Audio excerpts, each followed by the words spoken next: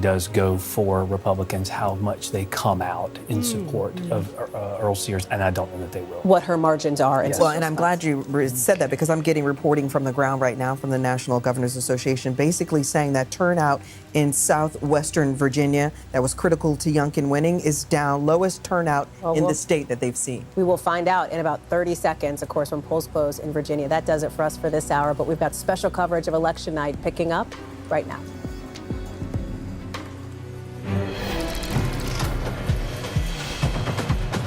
And good evening. We thank you for joining us for this special election coverage. We have full coverage of the races in just a moment, but we're going to come on the air with breaking news: a UPS plane crashing near an airport in Louisville. The video appearing to show the plane on fire moments before it explodes into a fireball, a massive plume of smoke shooting into the air. First responders rushing to the scene. Tom Costello has the late breaking details. Yeah, I got you. Oh, you guys missed. That's the shot that we need to. Which believes to be a plane crash. Near the Louisville, Kentucky airport tonight, a massive fire on the ground after a reported plane crash. Witnesses report seeing a UPS MD-11 cargo plane going down at 5:15 p.m. Eastern Time. Louisville is home to the UPS World Port, a major North American cargo hub. With thick smoke and reports of explosions near the scene, authorities issued a shelter in place for the immediate area. At this hour, it's not clear what cargo the plane might have been carrying. The FAA says UPS Flight 2976 was departing for Honolulu when the crash occurred. The FAA and NTSB will lead the investigation. In a statement, UPS says it has been notified of an accident involving one of our aircraft in Louisville. Muhammad Ali International Airport tonight is closed. And there is no movement on the runway whatsoever. All right, Tom Costello joins us now live. Tom, talk to us about what happened exactly at the airport. Do we know if there's any more injuries? And what do we know about this cargo plane? Let's start with the injuries. Our local affiliate there is reporting that 4 people have been transported. At least 4 have been transported to another hospital. And UPS says 3 people were. Look at that right there. Left side of the plane. Look at that engine. It appears to have already been on fire just as this plane was about to take off, and then, as you can see, exploded into a fireball. So UPS saying that at least 3 crew members were on board. This flight was headed to Louisville, Kentucky. Again, headed to Honolulu from Louisville. 2976 is the flight number. A cargo plane and an MD-11. And Tom, as you and I know, that used to be a mainstay of many fleets back in the 90s and early 2000s. It originally was built back in around 1990, 91 or so. And then about 15 years ago or so, they started transitioning more to cargo flights, in part because the MD-11 really had kind of a storied and a sordid history with several incidents and crashes along the way. This is the plane that has the engine on the tail, so 3 engines, including one on the tail, a wide-body plane that for years carried passengers long distances, but lately has really been only used for cargo and a mainstay of UPS. And Tom, as you and I have both been there before, this is the major hub for UPS operations in Louisville at the World Port there in Louisville. All right, Tom Costello leading us off tonight. Tom, we thank you. I want to get over to Keith Mackey. He's the president of aviation consulting, Mackey International. Talk to us about the video you've seen so far, and what do you think is happening here? Can you tell at least, was it a problem with the engine? Was it a problem at takeoff? Was it this year? Was it last year? Whatever. We went to an Alaska cruise with the family. And the MD-11 is an airplane that was a passenger airplane at one time. I ended up drinking out of my niece's cup, even though she kind of was a little bit sick, and my sister was like, "Oh, she's as best it can be on the other side of an illness." And man, it was like 2 days later, my throat was just on fire. So the back half of the cruise, consequently, all the flames. Now, once the crew has been saved or the injured treated, the next effort will be to recover the black boxes. This is baby. Flight data recorder and cockpit the original Sweetie Pie. I've had baby about 11 years. It's going to be of great interest is in determining the consist of the really make a lot of airplane. noise. What was the cargo? Was there anything flammable she's got things or on her mind, hazardous she'll say on stuff. there? That'll be a big place to look. Once they do those things, the cockpit voice recorder and flight data recorder will be analyzed to see what happened. Hopefully the crew survives and we're able to get a first-hand story from them. But at this point, we're only speculating, and we don't know the cause of the crash. But we soon will have information that'll lead us in that direction, I think. Keith, we thank you for your information and your guidance tonight. For more on the ground, I want to get right to Alina Noakes from NBC's affiliate, WAVE Wave in Louisville, Kentucky. What can you tell us tonight about what you're seeing there on the scene?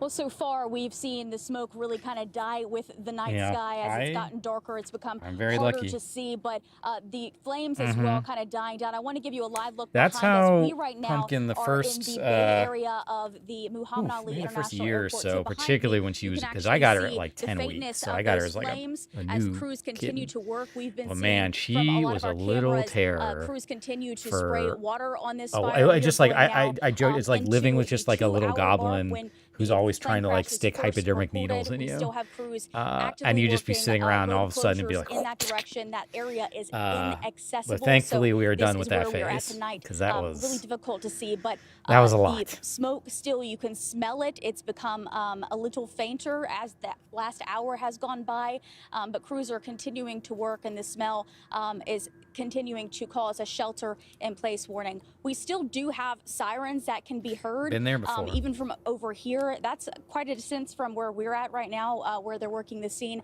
but you can still hear crews. We do know that they, again, had 3 people confirmed that were on that's that the other thing with plane. cats is And they can the thing find a that's way unclear to get tonight is around. just how many people may have been impacted on the ground. Usually, Our local crews I around gotta here hide, have been trying to get as close as we can, trying to hide talk her to people food, who which she's were normally pretty good witnesses about to not that messing with crash. too It's become much, really but unclear just how many businesses or homes there's definitely may have sometimes been it'll be like impacted 3 in that the morning direction. and I'm hearing her Where the plane rattling crash around the kitchen. happened, there are some smaller businesses, a mechanic shop, things of that nature that we do know from witness video. So we are good. We're happening on both so it's still YouTube unclear and the on impacts Twitch. on the ground as well as with the plane. And Alina, just remind our viewers, is there still that 5-mile perimeter? We know immediately after the crash, emergency response units were very concerned about with the people around that airport. Yeah, this plane was carrying 280,000 gallons of fuel tonight. So there is still that shelter-in-place warning. I believe they adjusted it from the 5 miles to rather a perimeter around the roads that were of concern for them. So that is kind of still in place tonight. You can still smell it. We are taking precautions ourselves. I'm talking to you right now without a mask on, but we are taking those precautions ourselves. And people in the area are still advised to take those precautions as well, because that shelter-in-place warning has not been lifted. All right, Alina Noakes, again, we thank you for all your reporting there. The other major story tonight, of course, those big elections that are happening across the country tonight. Our special coverage You're allowed to take care of starts yourself. right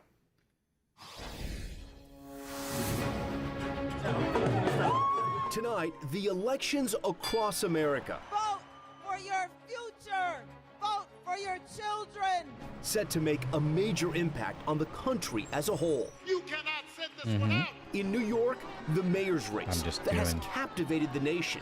New York is not for sale. Will the Democratic Socialist Zoran Mamdani ride a surge in young voters to victory? Yeah, feel free to let anyone you're in know. And become a defining face of the Democratic Party. Yeah, Robert's supposed to join. We've got a few more people coming in. We might have Andrew Cuomo potentially a special to join his coalition guest to stop from Mamdani. He's an extremist. He is a radical. In California, the local Columbus Democratic Party watch party, which is happening downtown.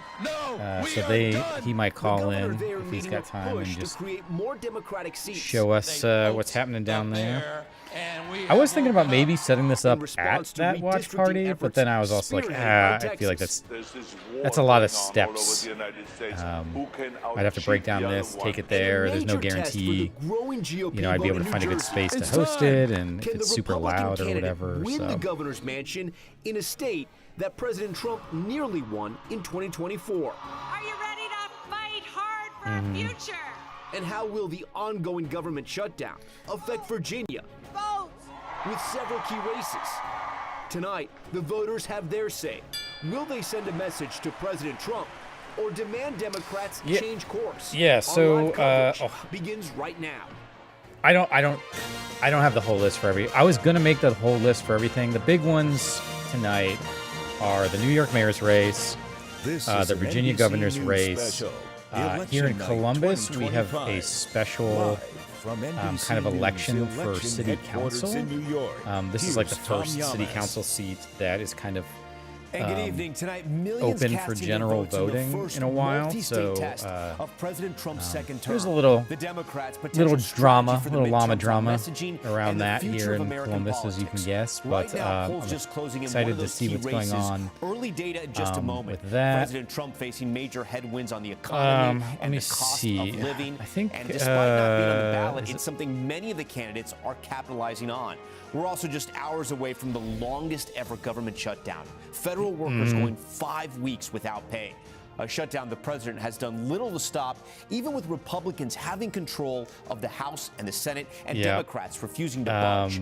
Will that play a role for voters? Let's see. I at think the we polls? have One of the biggest races the nation is watching happens right here in New York City. The contest Arizona's for mayor taking dramatic twists 7? and turns. Democratic socialist Zoran Mamdani that was March thrust onto the 13th, national fake stage with his grassroots campaign, So that's, firing up a younger Adelita. base and pushing former Governor Andrew Cuomo to run on an independent ticket. This is a three-way race, so Mamdani doesn't need to win a majority of the vote to come out on top. What I don't have in experience, I make up for in integrity. And what you don't have in integrity, you could never make up for in experience. Yes. And this is not a job for someone who has no management experience to run 300,000 people, no financial experience to run $115 billion budget. He literally has never had a job. And in the final moments of this race, President Trump attempting to knock out the young socialist upstart, posting on Truth Social, writing, whether you personally like Andrew Cuomo or not, you really have no choice. You must vote for him and hope he does a fantastic job. And earlier, saying this. If it's going to be between a bad Democrat and a communist, I'm going to pick the bad Democrat all the time, to be honest with you. For the record, Mamdani is not a communist, but as we mentioned, he is a socialist, a term many Americans are sour on. A new NBC News poll shows nearly half of registered voters view it negatively, but 35% of Democrats, look at that, in the same poll, feeling positive about socialism. And just outside of New York, one of the tightest and most expensive races playing out in New Jersey. Democrat Mikey Sherrill going up against Republican Jack Ciattarelli. They're neck and neck in a state where President Trump made significant inroads in 2024. The question tonight, can Democrats hold on to the governor's mansion? It's a really close for a race that shattered ad spending records. We're talking more than $100 million, the most expensive New Jersey race in history. 100% MAGA. That's what Donald Trump calls Jack Ciattarelli, because Ciattarelli wants to be the Trump of Trenton. If you could pass one piece of legislation, what would it be? Wow, I would love, that's a really good question because there's so many that are coming to mind right now. Former President Barack Obama joining Mikey Sherrill on the campaign trail, urging Americans to reject the president's vision for America. You deserve a governor who's going to think for herself and work for you. A governor who will create jobs and not cut them. A governor who will lower costs and not raise them. President Trump endorsing Ciattarelli, but not hosting any major rallies for him, just appearing virtually, a move possibly not to energize anti-Trump voters in the Garden State. Also tonight, one state Democrats are feeling confident in is in Virginia, where the polls just closed. Democrat I think Spanberger, a it's former CIA ridiculous. officer, And this is one of those US rep, things, like, and Republican Winsome Earl Sears. I get the both vying to be politicking, first right? The woman back and governor of forth the kind of state. nonsense. President Trump Like, has notably we should not expect backed better from our Earl Sears, leaders, but refusing to yet even here we mention are. her name. But The just race is the considered a simple political fact of bellwether for not the midterm swearing election. in somebody, But like there it's could such be a a split ticket win, and here's a why. basic the contest thing. For attorney general It's like, increasingly hey, you narrow won with the a election. texting scandal involving Let's the put you Democratic in the candidate, triggering proper significant place so that you backlash can and do the calls things that you to need push to him off the do. ticket. And it's just tonight, ridiculous California that working to level the playing field as the battle have to over deal with this redistricting nonsense. takes center stage. Prop 50 is a move for Democrats to fight back against Republican-led states, redrawing congressional maps which could reshape the midterm elections. Right now, Texas, Missouri, North Carolina, and Ohio have signed new maps into law, giving Republicans potentially 8 or 9 seats in the House. At this hour, California is swinging back, hoping to put 5 more seats into Democrats' hands. It's all a play for a balance of power in the House and could ultimately help decide who takes control. Give me some kisses. But tonight Thanks. all comes down to the voter. Yeah, What I think they it's just is at it's just stake ridiculous. and what matters most. Oh, we also have the New Things are Jersey getting really ridiculous governor's in terms race. of pricing. So, Food is astronomical. for me, I'm just kind of curious about, to be on the same page when it comes is to this fighting crime, going to be bringing our a bills down, reflection of and helping people's out the distaste for food prices, the administration and what's going prices, on? inflation. Like, is this going to be a very nothing is being clear done.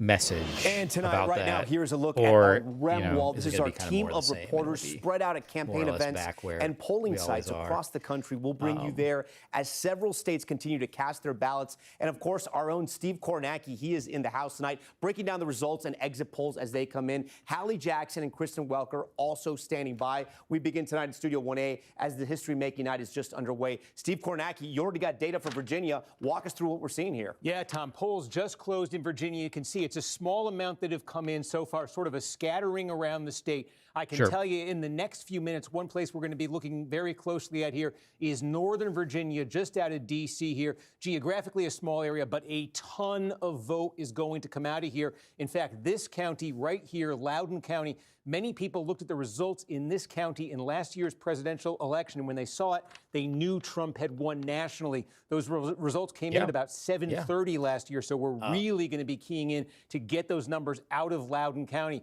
But you could see sort of a scattering here. This is actually the biggest county where we now have voted. Let's see if there's much Trump. like This in is Chesterfield Ohio. County. So again, we're just getting some early precincts out of here. This it's is like, a can you go down massive, super massive suburban county. I just circled here, just south of Richmond. This is the kind of place where Abigail in Spanberger Ohio, is I hoping to think do very well tonight. roughly, And again, so we're going to see this 60% really light up, I of think, over the next 30 electorate minutes is like or so. not Spanberger a certainly Democrat entered or a today as the Republican. They're favorite just in an this race. unaffiliated Winsome Earl Sears, voter, she doesn't and even have the those endorsement people, from President Trump in this campaign, so if they don't she's going to pull feel off an upset. energized, We will if they don't see feel some of these early interested returns in is gonna coming have out to overperform vote, what like the polls have they've been got saying. other things The to night do, is like just take getting care of their started. The families and excitement go is to starting. work. And We're then, only of got course, 1% in. there's It's all still gonna sorts be of a long voter night, intimidation but as soon as things we that have are more going results, we're gonna on, bring them voter to you. suppression You're things that are covering going races on. coast to coast. We want to know sort of the temperature. Like, I think it's kind of politics right ludicrous now. that Are the Election exit Day is polls not a tonight showing us holiday. anything? Yeah, let's take a look here. I mean, I one think thing we were trying to just find out something- here was the role that Trump It may just be always playing, made sense to President me. Trump Yeah, may be make playing it a in these holiday. states. Now, keep in mind states and the New York City here. You Trump know, is, I these are think people blue should be states, and New automatically York City is a registered blue to vote. city. In our national So it's NBC like an News opt-out poll that instead came of out an on Sunday, opt-in Trump kind of had a thing. It just seems 43% like we do a job lot of stuff approval rating. intentionally to And you can not see right here, 43 is the provide best he does. avenues of, 43 in Jersey, 42 in letting Virginia. We people were just vote. showing the results there. And, Not surprisingly, New York the lowest. it's no And wonder that I California, think a they've lot got of that people are ballot just not. initiative that the Democrats Plus, have tried to you make look at, all about Trump and the Republicans the to fact redraw that the even congressional when lines sometimes it to give seems the you Democrats come out and more, vote more seats out there. and Only nothing a really third of gets the voters in done. California I can see it being approving really of frustrating. Trump's job performance. This is the one where it's going to be particularly interesting, though, New Jersey, because this is the state where Republicans think they have a shot to win tonight. And the Democratic effort, Mikey Sherrill's campaign in New Jersey, has been all about tying Donald Trump to Jack Ciattarelli, the Republican, and trying to take voters who might kind of like Ciattarelli or might have a problem with Democrats in New Jersey and to make them say, well, you know what, you really don't like Donald Trump, and this election's your chance to take it out. And Republicans saw things in 2024, right? They saw a 6-point spread, the closest in years in presidential elections. So they think Ciattarelli could possibly have a case today. Well, we're going to have to wait and see. That vote's still coming in. We're waiting to see what happens there in New Jersey. Steve, I know you'll be with us all night. Speaking of New Jersey, our NBC News correspondents are fanned out across the country tonight, tracking every movement of these critical races from campaign headquarters, polling locations from California to New Jersey, New York, and Virginia, where, as we mentioned, polls have just closed. Democrat Abigail Spanberger, former congresswoman and intelligence officer, facing off against Republican Lieutenant Governor Winsome Earl Sears. That governor's race too early to call with 1% of the vote in, as we just saw literally seconds ago. This is a contest notably in which President Trump ultimately, has not endorsed either candidate. Unless also note you the can so-called right the ship, Virginia curse could be at play here. That is, since 1976, with just one exception, the party that there's always like a loses the percentage Virginia of like governor's race the how following much year. mind space Ryan do I need to Nobles put is into at Spanberger politics headquarters in Richmond, versus how much mind space do I need to campaign just hoping put into that my curse comes life, to right? fruition Living my tonight. life. Ryan, also important to note, Virginia is and home to many part of a federal representative workers who have been democracy is impacted that by like Trump, you hire these spending people cuts, to and like by do the this shutdown, shit of for course, of you, those federal workers. so that you That's don't gonna hurt have to Republicans in keep this in mind. election. But I think at least for me, one of my takeaways over the past decade is like freedom and democracy is a never-ending Virginians that are connected to the federal government in some way, shape, or form. Like it's just not something that we're ever going to. Thousands of federal government workers that live in Virginia, but then also a long list of federal government contractors. It's never something that you'll be able to completely stop. The hope is that though, when to keep their business going, and you are living your life and doing your own things, that the people in charge are not going to be lighting the ship on fire, you know? And unfortunately, I just feel like that's where, like, I've got to give my my kickoff event is tomorrow, and so I'm going to give a little speech, and I'm kind of bouncing around what I really want to say. Because, like, ultimately, at the end of the day, the whole thing is, like, I'm running because I do not have faith that the folks in leadership have our best interests at heart, and that they are the best and brightest of us, and that they are looking out for us. I don't have faith in that, and I wish I did, because I would gladly hand the reins over to, someone, a Sherrod Brown or whoever, if I felt like they were going to be there doing really good stuff. And I'm just not convinced that that's the case. And so until I am, I feel like it's my responsibility to take care of my country and to take care of my family and to make sure that we are heading towards a better future. His home district in Queens earlier today. He's facing off against former New York Governor Andrew Cuomo, forced to run as an independent after losing in the Democratic primary to Mamdani.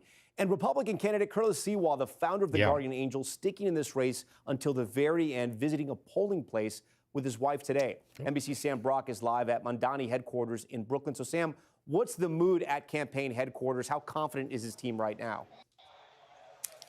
Tom, good evening and good to be with you. As you look over my shoulder right now, you'll see an empty ballroom here. The reason why at this venue in Brooklyn is because the polls don't close until 9 o'clock. That is when we're expected to see Zohran Mamdani. But we are getting some pretty incredible figures just about the voter interest in electricity right now. The New York City Board of Elections just reported they have about 1.85 million people who have already cast votes.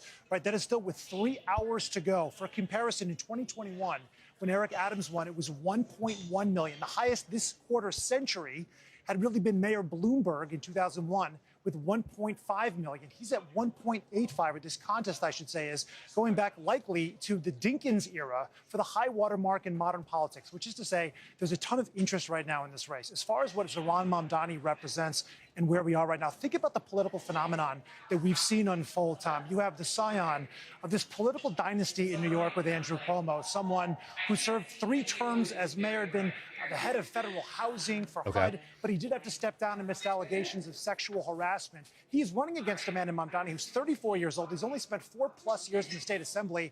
Zohran Mamdani's previous job prior to that was advocating on behalf of homeowners on the verge of losing their homes to foreclosure, and that is his job description. They are vying for what many consider to be the hardest job in America after the President of the United States, one that is responsible for basically a $115 billion budget, 300,000 municipal workers. Just the extent of the feel of how many people you're affecting is immense, and cost of living, according to the exit polls right now, and this would excite the Mamdani folks, is clearly being emphasized. 56%, by far the highest figure of any of the questions asked, was why people were voting, according to the exit polls. 16%, fewer than 1 in 5, felt like they were getting ahead financially. And I can tell you anecdotally, the conversations I had with people today, one woman said, look, I'm a millennial. My husband and I, we want to get married and get a house, have kids. Yeah, we can't absolutely. Right and I think that from our parents, her words speak to an entire generation of people. It really is what is resonating with Mamdani supporters. Proof is in the pudding, we'll I see guess. How Cuomo has right? been able to like paint his the situation that we're in now in this is not vision just. of what it would mean I know we're for kind of in these democracy tribal as we know wars it. where That's it's the other side of the it's the coin. libs' We're fault waiting or to it's the find out the Republicans' results of fault, this and race. they're definitely, All right, Sam Brock, in for my a second, opinion, we I thank think you. the Next, Republican the Party high-stakes is just governor's completely race in New Jersey, abjectly where failed Democratic Representative to act Mikey as a Sherrill is facing reasonable off with Republican governing Jack party. Chittorelli. The closely watched But contest has generated national going attention back and shattered ad decades, spending records. generation, Both candidates, as we at least a reported couple earlier, spending generations, more than like $100 million this is the result in of the just general election. constant That's triple the ad spending in bad the last governor's policy race and bad back in decision making and 2021, bad and neither politics side that has is got holding us back. here. And my hope Jack is that Chittorelli, 100% mega. this will light a fire under us to decide what kind of people we want to be. Like, what kind of country do we want to be? Like, that's really what it comes down to. Every day we get to wake up and make that decision, and we get to decide what we tolerate. We get to decide what we fund and support. Disrupting the voting process we get to at some of those busy locations. That, according to police. Let's go to Stephanie Goss at Sherrill headquarters in East Brunswick, a couple weeks New Jersey. ago. Stephanie, Congresswoman, somebody was like, "Well, maybe your expectations are too high." Ahead of the election from former President Barack Obama. I do not think my expectations are too high. I think expecting a reasonable government and leadership that takes care of people, I do not think that is an unreasonable ask. I certainly think not letting masked thugs, throw you to the ground, arrest you, and toss you into a van, that certainly to me does not seem unreasonable. And so for me, I think maybe we all should be setting our expectations high and expecting more from our leadership. How is the campaign feeling tonight? Well, Tom, I matched up with Mikey Sherrill earlier today. She had just voted. She was in her hometown of Montclair, New Jersey. She had just had breakfast. I think it was French toast and whipped cream with her family. She seemed really confident. And that's what they've been saying publicly. But there is, at a bare minimum, a reason for things to feel a little shaky in the Mikey Sherrill campaign. And that's because how narrow this race has become. Over the summer, she was 20 points ahead at one point, and that has narrowed considerably. A couple of things to keep in mind. You've already mentioned the inroads that Donald Trump made in the presidential election in 2024, but I'll bring up another data point for you as well, and that is Jack Ciattarelli ran for governor in 2021, and he almost unseated Phil Murphy, the Democrat, came within 3 points of doing that. Those two things showing that there have been some political winds shifting here in New Jersey. And now both candidates are trying to tap into what matters to voters most. And we have some exit polls here that tell you exactly what those reasons are. Top three: taxes, economy, and healthcare. Those things taken together are all about affordability. Jack Ciattarelli saying, hey, the Democrats have been in office now in this state for 8 years. They haven't made it any better. Mikey Sherrill is saying, well, Donald Trump is president. He's been president for 11 months, and things have not gotten better. So ultimately, to some degree, it comes down to who are you going to blame for things being so unaffordable? Tom?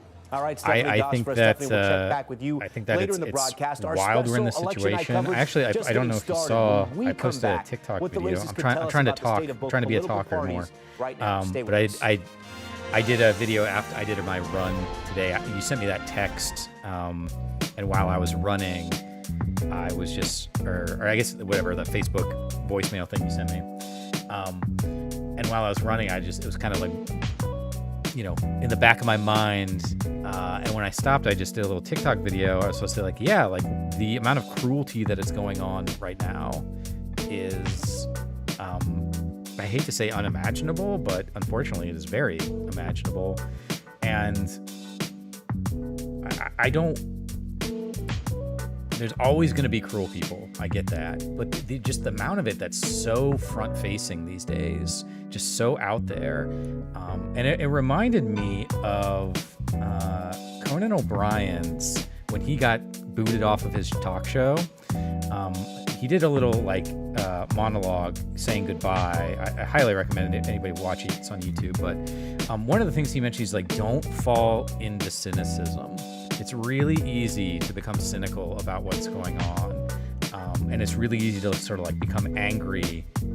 And I think you and I talked about this. This is a Jean-Luc Picard Star Trek thing, but he talks about feeling angry, and then over time, that anger is the only thing you can feel, and it gets to the point where you don't even remember feeling other things. And I don't think we're going to get out of this situation by quote-unquote our side being angry. Now, that doesn't mean we should be saps and we should just let things happen, but I don't think we're going to win the day by being cynical and being angry.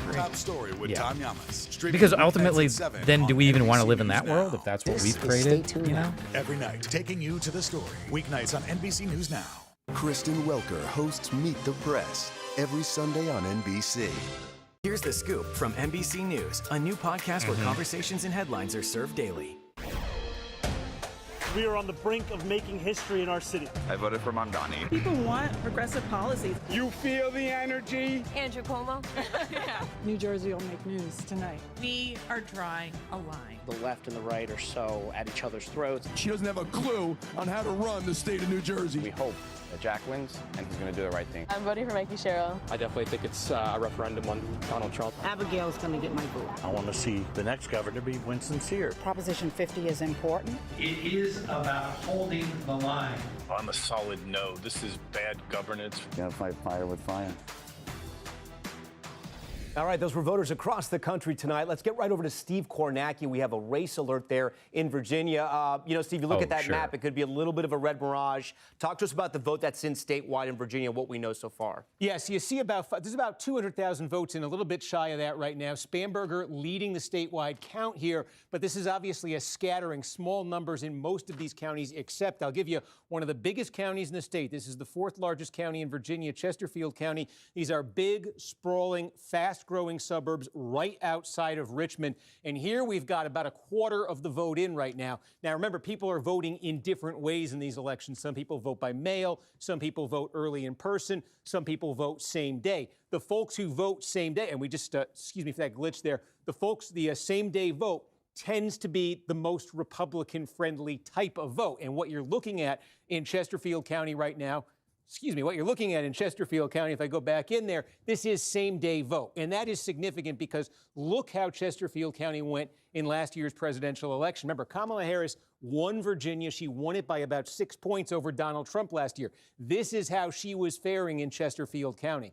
Now, with some of the more Republican-friendly votes that we expect to see out of Chesterfield County now counted and now tallied up, Spanberger is leading by a wider margin. That's about a 4 or 5 point improvement for Spanberger over what was already statewide a winning margin there for Kamala Harris last year. So that's a very encouraging early sign for Spanberger. Of course, she did represent part of this area in Congress. You might have a little bit of a county right here in Loudoun County right here.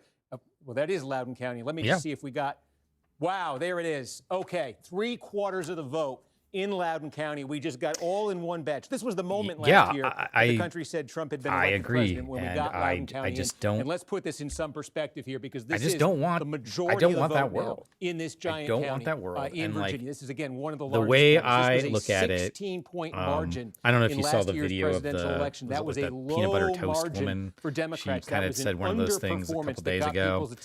One thing that happened Yeah, I guess was Donald Trump did very supposedly well she got fired. in Asian American neighborhoods and Hispanic neighborhoods in particular. This 25-point margin that you're seeing here, obviously a significant improvement for the Democrats from how they did in this county last year. This is also the same margin at 25 points that Donald Trump lost Loudoun County by in 2020, and that's when he was thumped statewide by double digits in Virginia. So we now have two powerful pieces of early evidence in the returns in Virginia, again, returning to the statewide. We've doubled what's in, 10% in right now. You see what that did to Spanberger's advantage statewide. It's now moved double digits. And again, that's the thing is, like, I have a lot of conversations, and things are very heated right now, and I'll have lots of conversations with people on both the left and the right who are just like, to be blunt, they're like, fuck these people. Like, I don't want anything to do with them. You know, this is what they chose. And I was like, okay, I get that. You have the Doge but cuts, what I'm trying to do shutdown, and you have a is Republican candidate build that was not a endorsed society by the in which president. I mean, everybody is this was taken gonna be a care of, tough, even tough if you race act for like an Republicans, asshole. for any Republican. No, you know, obviously absolutely. if you're committing crimes Winston or Rose something, is that's certainly a whole the other thing. underdog But, coming into you know, this it's kind of race, like and we're all in this go back group there and make sure- project I here thought in school, I thought and I heard like a thing that we might there's have going to some be more there. somebody who Yeah, can she bring was the group certainly project underdog down, coming into this one and issue that I Earl don't want Sears that person leaned into to be the thought reflection might of the get entire some group. traction for Republicans that they You had know, some so I'm political going to work success hard. with in I'm going to try to Virginia. do things and make the world a better place. And if that means you end up getting an A out of it,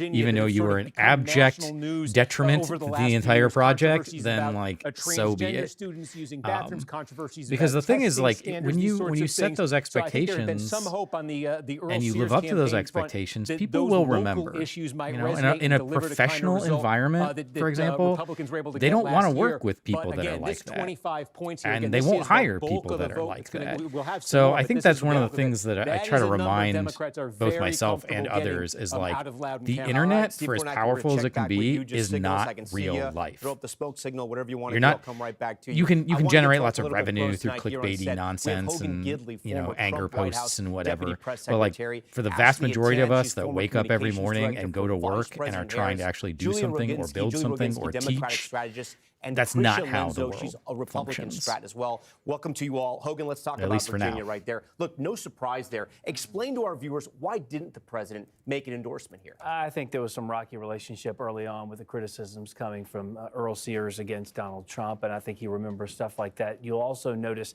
when he does embrace fully a candidate, he does so strategically, and a lot of times those people perform better in the counties where he performed better. It's clear tonight that was a problem for her, but at the end of the day, what we're seeing is what Steve pointed out beautifully, which is this is a Democrat state electing a Democrat candidate who's going to be a Democrat governor. I don't think that's really news. It's an interesting Virginia thing. So real fast, looks state like made up of a lot of federal Virginia's workers. As I was closed. pointing out with Steve there, you got the Doge cuts, you have the federal shutdown as 11.5% well. A lot of those in, and it politics looks play into like, how people vote in Virginia. I want to put up a stat Spanberger, here the that we're getting from Democrats, some of the exit polls. The economy, the number one is issue, up by a little at bit. 49%. So, I mean, 11.5%. Followed Precincts here, reporting what else is we still have pretty here? early. 46%. But to your question, this is a different graphic than we were talking about, but it's as somebody we who's should jump to like the next more one about the economy invested, in the second more question, but it's okay. deep Anyways, into the the social economy media was the world, reason like people were voting. What I can mean, we what's draw your from thought that on with like President dead Trump? internet theory Well, and I that mean, like how much if what I'm 50% of these looking and comments what are I'm just seeing is that bots, he's like how this reflective is is a it fire for the of president? Not only are people reality, in you know? in Virginia, but in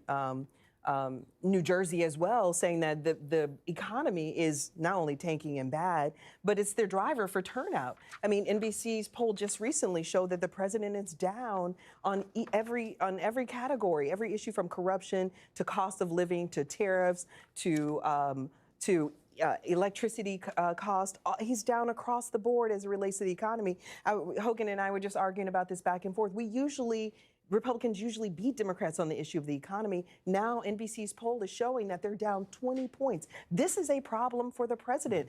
And I will say, I won. I was on Obama's campaign. Yeah, I do in the same 08. thing. Like when I see posts on the interesting thing about Virginia is 3 states in one. Saying, so we now focus Jenny. on Northern Virginia, which we expect Democrats to have very high turnout, which you did. Yeah, But when what there we're seeing now, I'm is hearing from the National Governors some like Association as post well that as from the catches my campaign, eye, that I always just turnout kind of is like, all right, I'm low gonna in the see, I'm gonna check this Republican person's counties. profile That and part see of if this is Virginia, legit. the smaller part, Roanoke, those counties, those turnout there is low.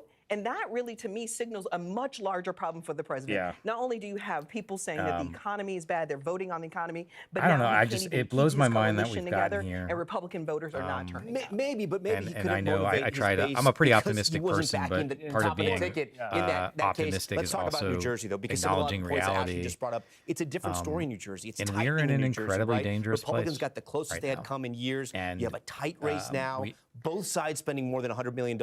What's happening in New Jersey? I mean, I think at this point, is it the cost of energy? Is it all that? Well, let's start by saying that New Jersey should be going Republican. Yeah, I think everything. This was normal. Because of the I think that one of the first gauges that you can use. There's all these like little like mental models you can build in your mind. Since 1961, and one of the first gauges is, are we even talking about this? So, by all accounts, so Jack Ciattarelli 15, 20 years ago, However, we were not if you look at talking turnout in seriously New Jersey about today, a civil war. and you look We at were not where the talking turnout about is, it is deportations through the roof, to exceeding 2021 internment camps. in places like Hudson County, you know, places like Essex County, in places like so, Middlesex County, Mercer County. Besides all like your crazy Democratic, friend who might get a drink counties, at the all bar, Democratic you know, cities. talking about and Patriot Act or something, right? Tremendous turnout in places where Donald Trump did the not number do of so things that poorly we are last talking year. about and to Ashley's contemplating point, right now what you're seeing right now is a huge is blowback against the president. insane. There's no reason on And earth why Jack even if a Ciattarelli would small not be number of governor them tonight, happen, Donald or Trump even were one not or in the two of White them House. happen, I mean, we're talking about very, very significant this time around. There were impacts. no I mean, just look at convention halls the sold out, political and he had violence backed that's Ciattarelli happening. in New Jersey. I mean, besides How come he something didn't like appear with him? Charlie I know there was Kirk, virtual appearances, but we've had that's not really Trump's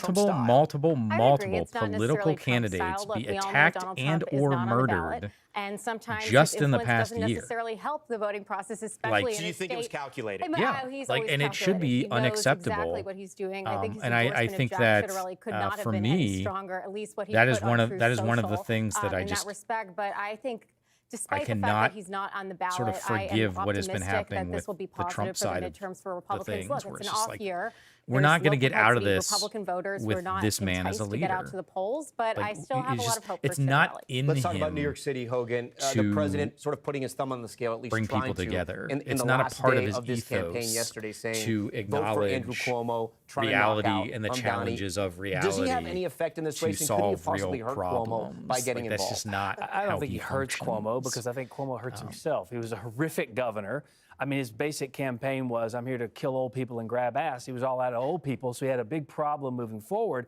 When you run campaigns, it matters how you run them and it matters what issues you're running on. It is obvious that Mamdani is someone that has captivated the hearts and minds of the Democrat Party. It looks like that's which way the party is moving, into that radical left, that Marxist space. You are now, but you That's weren't what they're always. going to be moving forward. And while they all move and support him at this point, the question becomes, once he gets elected, and I do believe he is going to get elected, what happens moving forward? Does New York backlash after the failures and go back to like a Giuliani type, someone who can actually clean up the city?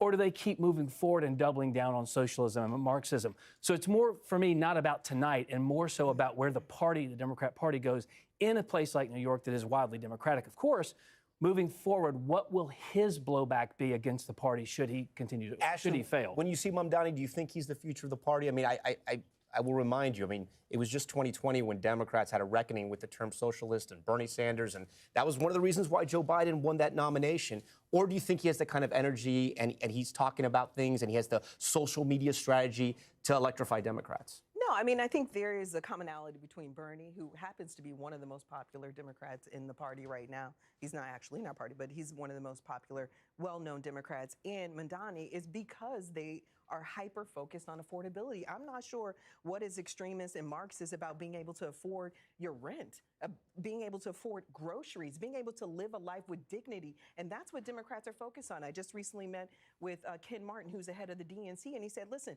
we're going in on all of these races. We're double downing, investing record numbers in both of these particular states, hyper-focused on affordability. We're not even talking about Donald Trump unless it's connected to the economy. And it's proven to be a winning message. Yeah. That's something that has been brought up, I mean, just numerous times by the just the quality of what he says, and I'm using like quality in sort of the philosophical sense here. I'm not concerned about that But at all. I mean, also the just the blatant what they're focused on is lies, they're focused on right? So just saying whatever you want to say to get him wherever he wants, because he's playing, and this is where I think the news has failed us spectacularly, is that he's not playing a details facts game. He's playing an emotional game. And so, yeah. Yeah, absolutely. I mean, there's a great article today about we are in essence in an abusive relationship. And I mean, this is one of the things that drives me fucking crazy. It's just like how this is not sophisticated stuff. Like, this is like abuse 101, like authoritarianism 101. It's like, and I think maybe that's why a lot of people are struggling understanding it or you know, relaying to, because they're like, oh, like, you know, Hitler wouldn't do this, right? Like, Hitler would be throwing people in gas chambers and whatever. I was like, that's not how it starts, right? Like, there's a process to this, and there's like a checklist, and we're going down the checklist on these things. And so, like, the abusive relationship thing, it's like, this is abuser 101 thing, which is create a problem, blame you for the problem, and then when it looks like you're either going to walk away or you're going to push some sort of resistance, then you start acting like, oh, you know, I'm sorry, we'll figure this out. You know, we'll take care of it. So you start sweetening the pot again to get the person back. And then, yeah, and then while you're doing that, they're also subtly tearing you down again. So that they spend some time building you up so that you feel more comfortable in their presence, and then they'll begin to subtly tear you down again, so you become unstable, destabilized, and then the whole process just repeats again. And I think I said it to you when we had one of our conversations, but like I just feel like the whole country is going through this psychotic break, and we are going to have to navigate what that looks like, and we're not going to get out of it by just pretending that reality isn't reality. And like it's just not how we're going to get out of this. Spanberger has now exceeded that again with just about all the vote in here, leading by 29 points. That is incredibly good news for Democrats because they didn't want to see slippage up here in the big population center. We also now have a significant amount of vote in, a little bit more than a quarter, in the city of Virginia. And Trump. And it's like, this really isn't like he doesn't have some carefully strategized political plan or anything. He's just a narcissistic abuser. He's not thinking about any of it. That's just how he is. He love bombs, and then he gets bored, and then he discards, and then he's bored again. So he has to cause that problem so that he can step in and be the savior and then hoover you back. And then it all starts all over again. And that is like again and again and again. And you see that with his personal relationships. You see that with his policies. You see that with how he's dealing with all of us. So, yeah, it's not that complicated. The sad thing is that we let somebody like this into power. And that's an interesting thing too, because like having been married to that grandiose narcissist, they come in and they act like they're going to be the answer to everything. And you can even know, like, that guy's a creep. That guy has all of these charges against him. He started an insurrection. There's the Epstein skeletons rattling around in his closet. But these guys promise you the moon. And Donald Trump did that. And as you know, I was MAGA for years. I loved Donald Trump. I voted for him in 2016. I did not vote for him this past time around. I was a registered Democrat by then. But they promise you the moon. And I think for us as voters, it's so important to look at the actual track record. Like, don't. Hello. Okay. I'm good. Do you want to get me a little bit more ice water? I'm chugging water. Thanks, Kevin. Yeah, look at their record. That's one of the things that Congresswoman-elect Grijalva said yesterday. She said it's really time for us not to just go into the voting booth and check everyone that's in our party. She said it's time for us, we have access to the internet and Google and ChatGPT to really see what issues is this person voting for, and is this supporting me? If they're just voting for corporate interests and lobbyists and all that, and they're voting against small businesses, and they're voting against, they're shutting down food stamps and no healthcare and things like that. Like, look at their record. She's like, we can no longer go into a booth and just check our party. It's time for us to see who is actually voting, what's their record. And if we had really looked at Donald Trump, I mean, the government was shut down last time he was a president, right? Yeah. Look what he's been doing in the past few years between He has the longest shutdown on record from his previous administration. I think we're 3 or 4 days away from being the longest right now. Like, we're smarter than that. We can just look at the data. Yeah. We don't want to, though, because he comes in and like, I'm going to make everything magical. And we fall for these guys. Yeah. Well, I'm a really big fan of digging in and finding out what the actual problem is. And I think that we have this tendency right now to look at everything very superficially. And we saw that when Kamala lost, there was just like this huge array of various thoughts about, what the real problem was. Why was all this happening or whatever. Yeah. And I didn't see a lot of people asking themselves, at least on the Democratic side, like, what could we have done better? And a lot of it was like, well, what could we have done better in our marketing, in our messaging, or what could we have done better? I'm just like, no, what could you have done better as in being a leader and a political party?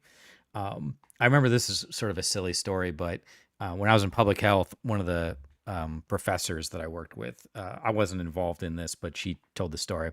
And they did this, it was this aquatics aerobics class for older individuals to help them move and, help with Yeah. arthritis and stuff.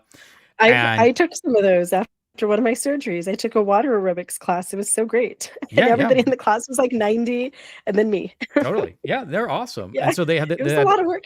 They had this, it was like a 10-week class, a 10 or 12-week class, one, meeting like once a week. And they had like some of the best turnout for their early registration they've ever had on a project like this. And the first week of class, there was like a ton of people, and they had to like kind of make room to make sure everybody could be a part of it. And they went through and they did it. And then the next week, it was like 30% less. And the week after that, it was like 20% less. And by the time they were at like week 5 or 6, there was like maybe a dozen or 15 out of the original 60 that had shown up or whatever. And they went through the rest of the class. And then at the end, they do their, normal end of class survey. And they were like, did you enjoy the class? What did you get out of it? Did you feel like it was helpful? And then they ask, what was there anything that we could have done that would have helped or whatever? Do you want to guess, just out of curiosity, what the big issue was? Why so many people left? It's a really simple answer. It was too early in the morning. Oh, that's a good one. Now, the water was too cold. But nobody thought to ask that question until Oh my gosh, the that's end. always my problem at every single gym. Yeah. Yeah. Because like my kids used to do swim lessons and stuff, and we'd go like on Friday nights, and I was supposed to be in the water with like my toddler, and like I just wouldn't show up because it was so freaking cold. Yeah. I gotta have my water. I'm an Arizona girl. If it's not over 100, I'm not getting in. Sure. And they just hadn't done that. Just ask people, how's the water? Very simple, very basic. So I think that there's two things with that. The first is obviously, have warmer water, right? But the second is, if they would have asked that question in week 2 or 3, they probably could have resolved that problem before the end of the week, and they would have had more people helpful. That's how I feel like the Democratic Party is right now. Nobody is asking how warm the water is. You've got a bunch of people that have been in politics forever, a bunch of consultants that supposedly all know the answers, and I don't think anybody's asking how warm the water is. And for me, as somebody who's voted Democratic for a long time and is now running as a Democrat, it just kind of blows my mind. It's like, for me, the simple answer is our candidates fucking suck and nobody has any vision. So like, I went out and voted today, voted in person. I always like to vote in person, but I'm not the average voter. I'm like the weirdo that pays attention to politics and votes on election day. And also, I'm able to work from home. So that means I can have the news on in the background. I can have a YouTube video playing when I go out on a run. When I run, I might listen to like a podcast or something about, politics or whatever. That's not the average person. Like a teacher in a middle school classroom isn't going to have the news on, right? She's going to be spending her 8 hours taking care of the kids. And by the time Kevin's she gets a teacher. Yeah, Kevin's in a school from 7 in the morning until like he just got home right before we started. So 5 o'clock at night, a little bit after 5. And I actually had this with. Yes, thank you. Love you. Love you too. The boys are going to the mall. Oh, nice. But I had a very sort of similar question. I see this a lot when I reach out. That's why I thought it was really pleasant when you responded to my reach out, because a lot of the politics podcasts, they are so in the sauce that sometimes like their responses, we had one yesterday that was like, the response was wild from them. And what did they say? Well, so I won't say who it was. There was one that we had last week that was they're from over the pond. They're not from the US, but they cover US politics as like their main YouTube thing. And his response was just very like sort of snide. And then I kind of responded back and I was like, oh, I didn't mean anything. I it's somebody who I personally watch. I was like, oh, I really enjoy you watching your content. I thought we could have an interesting conversation. And they're like, no, I don't think I'm interested in, doing that. And I was like, okay, cool. Okay. You know? So, Chris, I was alt-right forever, right? So I come over to the Democratic Party just in time. Howdy, Mr. Orange. We got a new guest. Hey, what's up? Portable Orange. We haven't met before. I'm Jenny. Hi, Jenny. Nice to meet you. Can you guys Nice hear me? to- Am I coming through okay? Yep, I Orange got you. microphone. Love it. Thank you. Yeah, fan idea. So Jenny, just interestingly enough, I have not had a chance. I believe it's partly my fault. I apologize. I missed communicated. We were going to do a podcast on Sunday, but he is also sort of in a similar boat where it came from the kind of MAGA-y white nationalist world. Yep. We have to be friends. And, yeah, I guess we do. Yeah. And so that's one of the things that I found too. And actually, he was a great example of somebody who responded very positive. We're talking about some of the responses I get as I reach out to podcasters and interviewers and stuff. And you were one of the people that you reached out pretty quickly. You were super generous. And you also gave me a warning, which I appreciate. But yeah, some of the folks that I reach out to, like their responses are just incredibly rude. Wait, but who was the nicest, and then who signed up to like volunteer on your campain? Who's the nice? Oh, are we fishing? Are we fishing for? Who tells everybody about Chris Volpe everywhere I go? Yeah, you are definitely the first one I ever did was. Sorry, Portable, I win. No, you're fine. Trust me. I'm still new to this game. I've only been doing stuff for like a year, so yeah. Yeah. So you're the I got introduced to you through your video where you talked about your kind of, if you want to call it a deconversion or whatever it was. It just popped up on YouTube. My guess would be, though, if I had to go back and root around in the YouTube algorithms, I probably saw your video because of Jenny, because I had been watching Jenny's videos, and I'm sure somewhere, sure somewhere in the recesses of the YouTube algorithm, there's like, Mormon, white nationalist, MAGA, like all those little threads, or those best friends right there. Yeah, the tags are being collated. Like cult cousins, But the first interview I ever did was with the Culture, Faith, and Politics podcast, Pat, who was an ex evangelical pastor, and I reached out to him because I watched a lot of his content, and I really enjoyed it. And he was also super gracious and accommodating, and he kind of had a, if you want to call it a come to Jesus moment, where he realized that he was doing preaching in like urban settings, and he started to just notice that the vibe and the conversations and the things that he was having amongst, let's say, pure like-minded folks were just really derogatory towards the people he was supposed to be helping and preaching to and taking care of. And he was just like, this doesn't make sense to me. In his case, as a man of God, he's like, I'm supposed to be here to be advocating for people. And every conversation I have when I'm not in that church is ripping on these people. Like, as a Mormon, we had this song in our youth ministry, our primary class, that's called Love One Another. Like, as I have loved you, love one another. And Jenny, I'm going to interrupt you just real fast because it looks like we have a call for the Democrat for the Virginia governor's race. That's early. So that's pretty. Yeah, that's pretty early because it closed less than an hour ago. So that says 31.2% of precincts in, but it looks like that's enough to call it. So I mean, she was up like 13. Yeah, she was up like 13 in the polls anyway. That was not going to be a close one. Yeah. Who is the current Virginia governor? I don't know anything about the Virginia governor. It is. They're not running. I forget who it is, but they're not running. Yeah. Oh my God. It's oh my God. What's his name? Begins with a Y. Youngkin, right? Youngkin. You are probably correct. I'm double checking you, but you're probably correct. Yeah, I'm double checking too. Yeah. Is it? I think it's. You're correct. Glenn Youngkin, I think. So Glenn Youngkin. Spanberger. Spanberger, I believe is that. Yeah. So, anyway, sorry, Jenny, you had a song. Did you want to? Yeah, sing well, it was for called us? Love One Another, and I always thought that just meant the people in the church. Like, we'd sing that at church, and I'm like, oh, we're singing this about the other Mormons. Yeah. As I have loved you, Mormons, love all the other Mormons.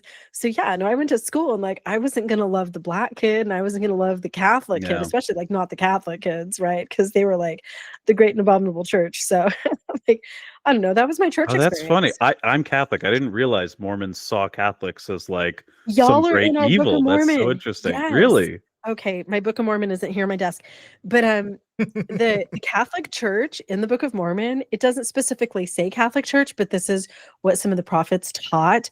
It's the great and abominable church. And in the Book of Mormon, there's all these verses about how that like they have their purple robes and they walk around Sure. with their golden scepters with Yeah. smoke and big cathedrals and things like that. And it's the church of the devil. And it's literally, the scripture says that it's the whore of all the earth. So Wow. Those are big Yeah. shoes to fill. You got to get yourself Portable. Do you go by Portable, or like what do we call you?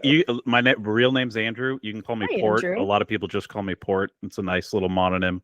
Doing a Can I share call thing. you Andrew? But yeah, Andrew's fine. Andrew You can is call a me bit. Jenny. Yeah. Nice to meet you, Jenny. You Yeah, need to growing get up yourself a Book of Mormon, as a Andrew. Catholic, we didn't think about Mormons, so that's what we did. Ooh, yeah. It's spicy in here.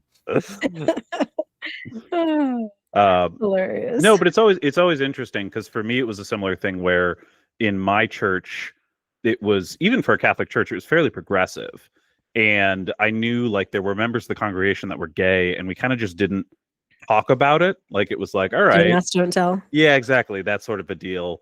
And I think it's because that's now a lot more of a debate in the church, like actively. Very, very famously, our previous Pope Francis came out and kind of said that it was okay for priests to bless them because there's a whole question of like, all humans sin. So why do we put this one sin above all the others necessarily? Like, why is this so special when it's not even in the 10 Commandments?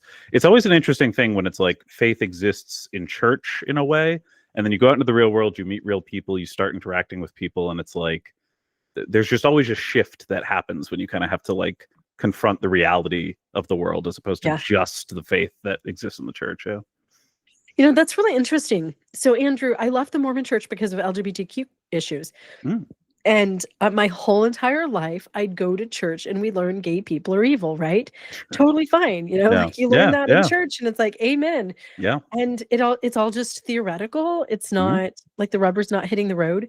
So then, I don't know, about 10 years ago, because I was a Mormon trad wife, I had to have a multi-level marketing job, right? Of course. So I joined doTERRA, the essential oils MLM, and I didn't sign these people up, but a girl downstream from me in my downline signed up 3 lesbian couples. And I was the big leader who had the classes at my house on Tuesdays and Thursdays. So these lesbians start coming to my house for these lessons on using essential oils. And it was like, okay, in church, yeah. Okay, gay people are so horrible. And then these real life gay people come to my house and they are the nicest people I have ever known in my entire life. So then I'm like questioning everything, like, well, wait a minute, like their marriages are way better than mine and their kids are way nicer than mine and they just seem so much happier. And it wasn't right then, but it would be a couple of years later that I would leave the church just one Sunday because there was a lesson. The title of the lesson was The Evils of Homosexuality. And like my real life kind of intruded in that church lesson that day. I was like, wait a minute, now I have real life lesbian friends. They're amazing. Like I just can't do this anymore. So I walked out of church in that moment. But yeah, you can learn a lot of stuff in church when you're in that echo chamber and we all have that elevation emotion and everyone's like, yeah. That group think doesn't last real well on the streets, does it? No, but it's strong. It's strong when it's there for sure. Yeah. There was a great YouTuber who I watch a lot, but I'm blanking on the name right now. But he did a video about liberals indoctrinating your children when they go to college, and he sort of talked about that. He's like, the thing is it's not that there's some like cabal of lefty teachers trying to brainwash your kids, which is like, I say that all the time as a teacher. I've taught at several universities, dude, you cannot get a group of professors to agree on what food to put in the vending machine. They ain't sitting around talking about how to indoctrinate your children. But the simple act of forcing, I say kids, but they're obviously young adults, but forcing people to be around other people and forcing them to handle challenges that are outside of their usual in their comfort zone, that simple act changes how you view the world, which should not be a surprise because that's the whole basis of being worldly, right? Like you go and travel to other places and it expands your horizons on how you understand what the world is. And so I think we're just in general doing ourselves a disservice by not only preventing younger people from having those experiences, but like the sort of active anti-intellectualism that's going on right now is really gonna hurt us in the long run. And even if you just want to make a purely economic argument, like, are our kids going to be in the global marketplace? Like, I don't think so. Like, I don't think My they're going kids to be. are, because I'm raising them different. Well, that's awesome. Well, let's do that for the remaining, 60 million children. Where's Robert? I just subscribed to you, Andrew. Oh, thank you so much. I appreciate that. He said Robert he and I is have been talking eating about dinner, having. and Okay. then he's on his way. Robert and I have been talking about. Okay, let me rephrase this. I have been trying to make Robert start a Democratic version of Turning Point. Because having left MAGA and the alt-right and Mormon preppers and Christian nationalism and white supremacy, like I know the amount of effort that we put into proselyting, and especially to the youth, especially to, like the Mormon missionaries that age and the young kids and stuff. And Turning Point's going crazy out there. They're going gangbusters. Every single college campus as some type of a campus Christians coalition that gets together and does something, whether it's Turning Point or something else. But there is no, like all of us Democrats, we're just out here like doing yoga and I don't know, buying Priuses and hiking, and we don't care about proselyting our stuff, but we have to. We have to match their energy. So I don't know. We've been talking about it, and Robert's like, what would we even teach? Just basic civics and compassion and curiosity. Curiosity is my big thing. I'm obsessed with humans inherently are curious unless we are trained not to be curious anymore, in which case we're hateful assholes. But anyway, so that's my plan. That's your If anyone take on wants that? to join, yeah. Oh, Yeah. I think the real difficulty with Democrats and our reach, especially right now, is like the internet back in the day. Because I've been on the internet, like I'm a millennial, I'm 32, but even for my age group, I've been on the internet longer than most people in my age group. And what I remember was back in the day, if there was someone funny doing comedy, doing whatever, and they happened to be a little bit left wing, the goal was to get off the internet. The goal was to go to SNL. It was to go to one of these like left-wing places that existed on television because you could make more money there. So why would you stay on the internet? Whereas people who had a more conservative or right-wing bend, it's not like Fox was doing like a ton of talk shows. There were only so many slots. So they kind of had to stay on the internet and sort of form a community around themselves and kind of form revenue streams and like ways to support each other that turned into a machine that I don't think anyone was expecting it to, even the people who were doing it at the time. And I think that a lot of the problem with reach isn't even so much that we're not talking to people. It's just that by pure accident, the right happened to build this massive online space that we are now just playing catch up on. But we're not even trying to catch up. I'm trying to catch up. Like every day, I'm over here like building my little coalitions and running my denim revolution and the no serfs and all the stuff. And like, we're not even really trying to catch up. We're just like, oh, they'll go away. But what if they won't? What if we actually have to push back? No, I build it. I think we're trying. Yeah, you have Act Blue. You have some people who are now, there was that scandal of those Democratic like influencers getting like 8,000 a month or something like that. Like there are now outreach programs that are actively targeting people in these spaces. But I think again, the problem is the right-wing thing was so organic, and it's hard to replicate something organic by just throwing money at the problem. I think that's like something we've seen over and over and over again. Yeah. Well, it's organic because it's spraying a lot out of Christianity, Christian nationalism, and they're already proselyting. So they already had those systems in place. Yeah. They already had the community. They already had the pastors. A lot of what's happened with Turning Point has happened through churches, happened through pastors, happened through other like poly-religious type of organizations. Sure. Yeah. But that was late too. You got to remember, like a lot of this stuff was getting going in like 2012. And I feel like the sort of like Christian nationalist side of things really kicked off in like 2016, 2017-ish. Yeah. Yeah. We Mormons have always been doing it. That's fair. Yeah, I'm more well, I into mean, like the online social you don't media become space, the but fair, yeah. wealthiest church in the world, right? By sitting on your backside, I suppose. But No. You do it by selling indulgences. That's how you do it. yeah, and Amen. yeah.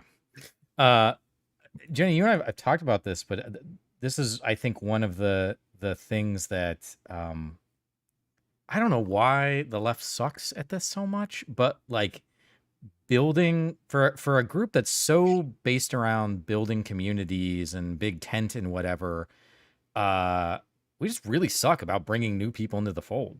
Like we just really suck about connecting people. And I think one of the reasons my campaign has sort of been a little bit maybe more successful than like, so there's three other people besides Sherrod Brown and myself running for senator in Ohio. And to be honest, like I don't see a lot from the other ones happening. But my thing is like, I always say, I'm just kind of a pain in the ass. Like I don't let stuff go. So like, I'll reach out to people and I'll keep reaching out to them until I get like a hard no. And even like, look here, we've got, you two don't know each other. I literally just met you, Andrew, like right now. We've been talking on over the internet. Jenny, you and I we go back all of, a month and a half or whatever, but it's been a great month Hey, and I'm a half. official volunteer though. Yeah. But the reason I'm saying this is because like, for some reason, there aren't a lot of people on the left that can build these coalitions together. And there's a lot of heavy hitters in the media space, the Midas Touches, Tyler Cohen's, Adam Mockler's. But like, they're incredibly hard to get a hold of. They're incredibly hard to like have a conversation with. And so I think the right has just been extremely effective at moving people who show any sort of inkling of being in their world. They just put them in this pipeline and start blasting them out to everybody else.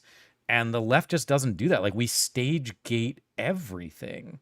And we're not going to win any kind of, to your point, Andrew, like we're not going to win any kind of organic war if you have to show your papers at like every door to make sure you're cool enough to be a part of the club, in my humble opinion. It's a closed group. It's like a country club. And even like just us regular citizens, the voters are not part of the club. That's what I feel like. And leaving MAGA 2 years ago, I felt like I was part of this group, and then I come out to the Democratic side of things and it's just like every man for himself. It's not organized. Yeah, Who's in charge? The one thing Who's I the hear all the leader? time is just like, oh, you're new, you just gotta like, in essence, you have to like, earn your bones, right? I'm just So like, how is that not the same class warfare that the Republicans are involved in? I mean, that's my problem with the Democratic Party right now. And I know that you probably don't want somebody on the show right now saying that the Democratic Party sucks. I don't care. No, but please. This is my Feel problem with the Democratic Party. They are involved in the same class warfare. They are involved in the same in-group and out-group type of behaviors as Donald Trump and all of his cronies. There's no difference. Yeah. They're not inclusive. They're not supporting newer candidates. They're not connecting with other people. They're not out there like your whole, what temperature was the swimming pool?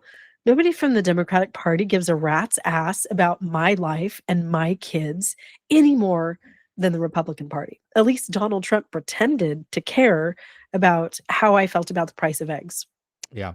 And I would argue, and I think this is where a lot of people on the right come from when they think about the Democratic Party and they're frustrated by it. But like, I would argue that if I had to tally up all the interactions that I've had with the Democratic Party, like the Ohio and sort of different counties I've been talking to, on an individual level, it's been great. Like lots of great people, really wonderful, trying to do the best they can.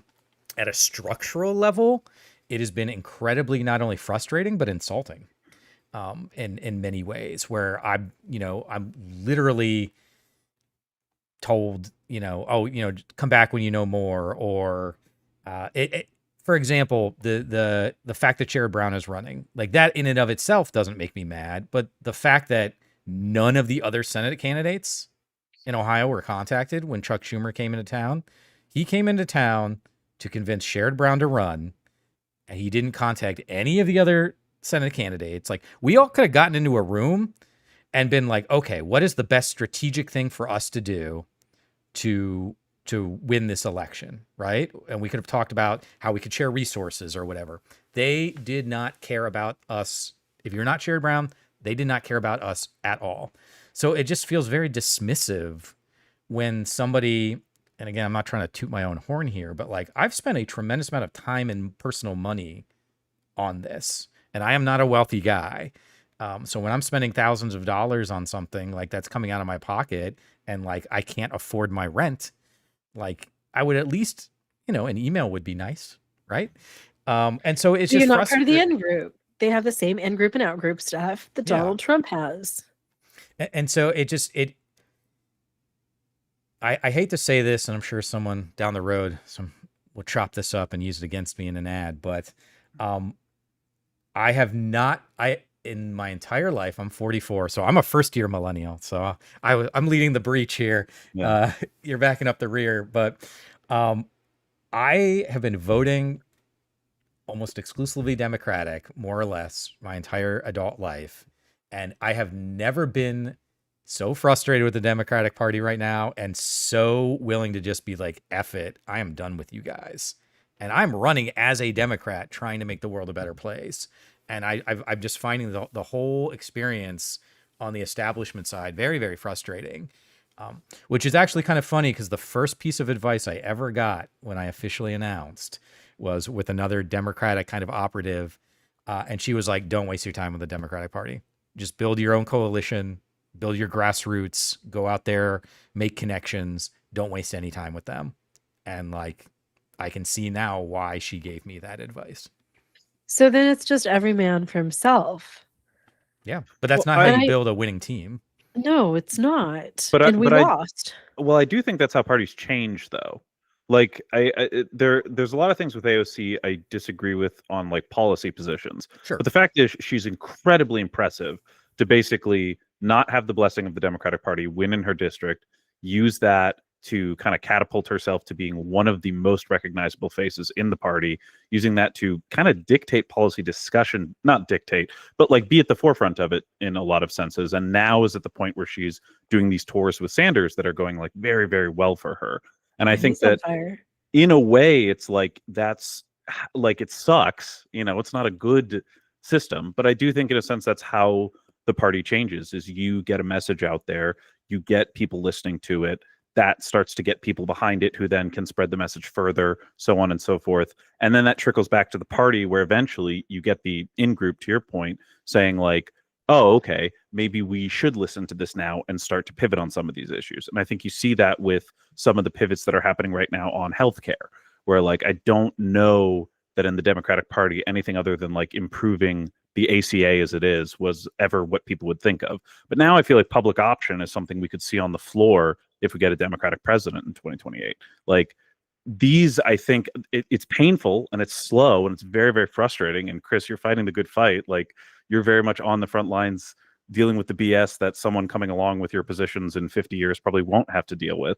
But it's like, that's a lot of times how this stuff happens, is you just get too loud until they can't ignore you. And then, you're able to sort of dictate the conversation a bit more.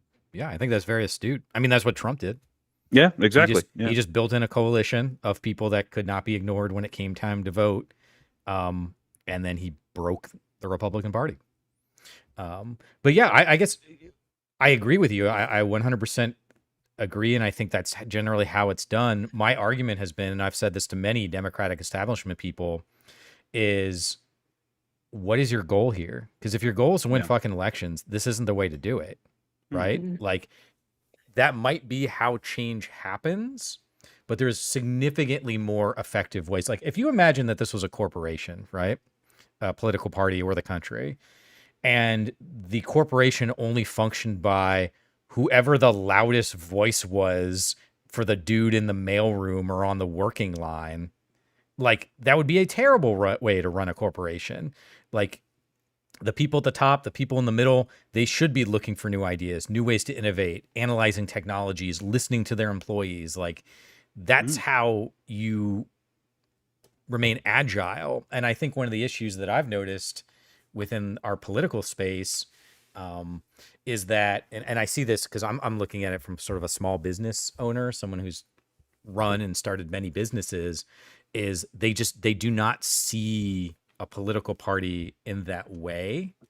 It's a very it is a very top. It's like, we made this party and we own this party currently. And if you want to have any seat at the table, then you have to do exactly what you said, Andrew.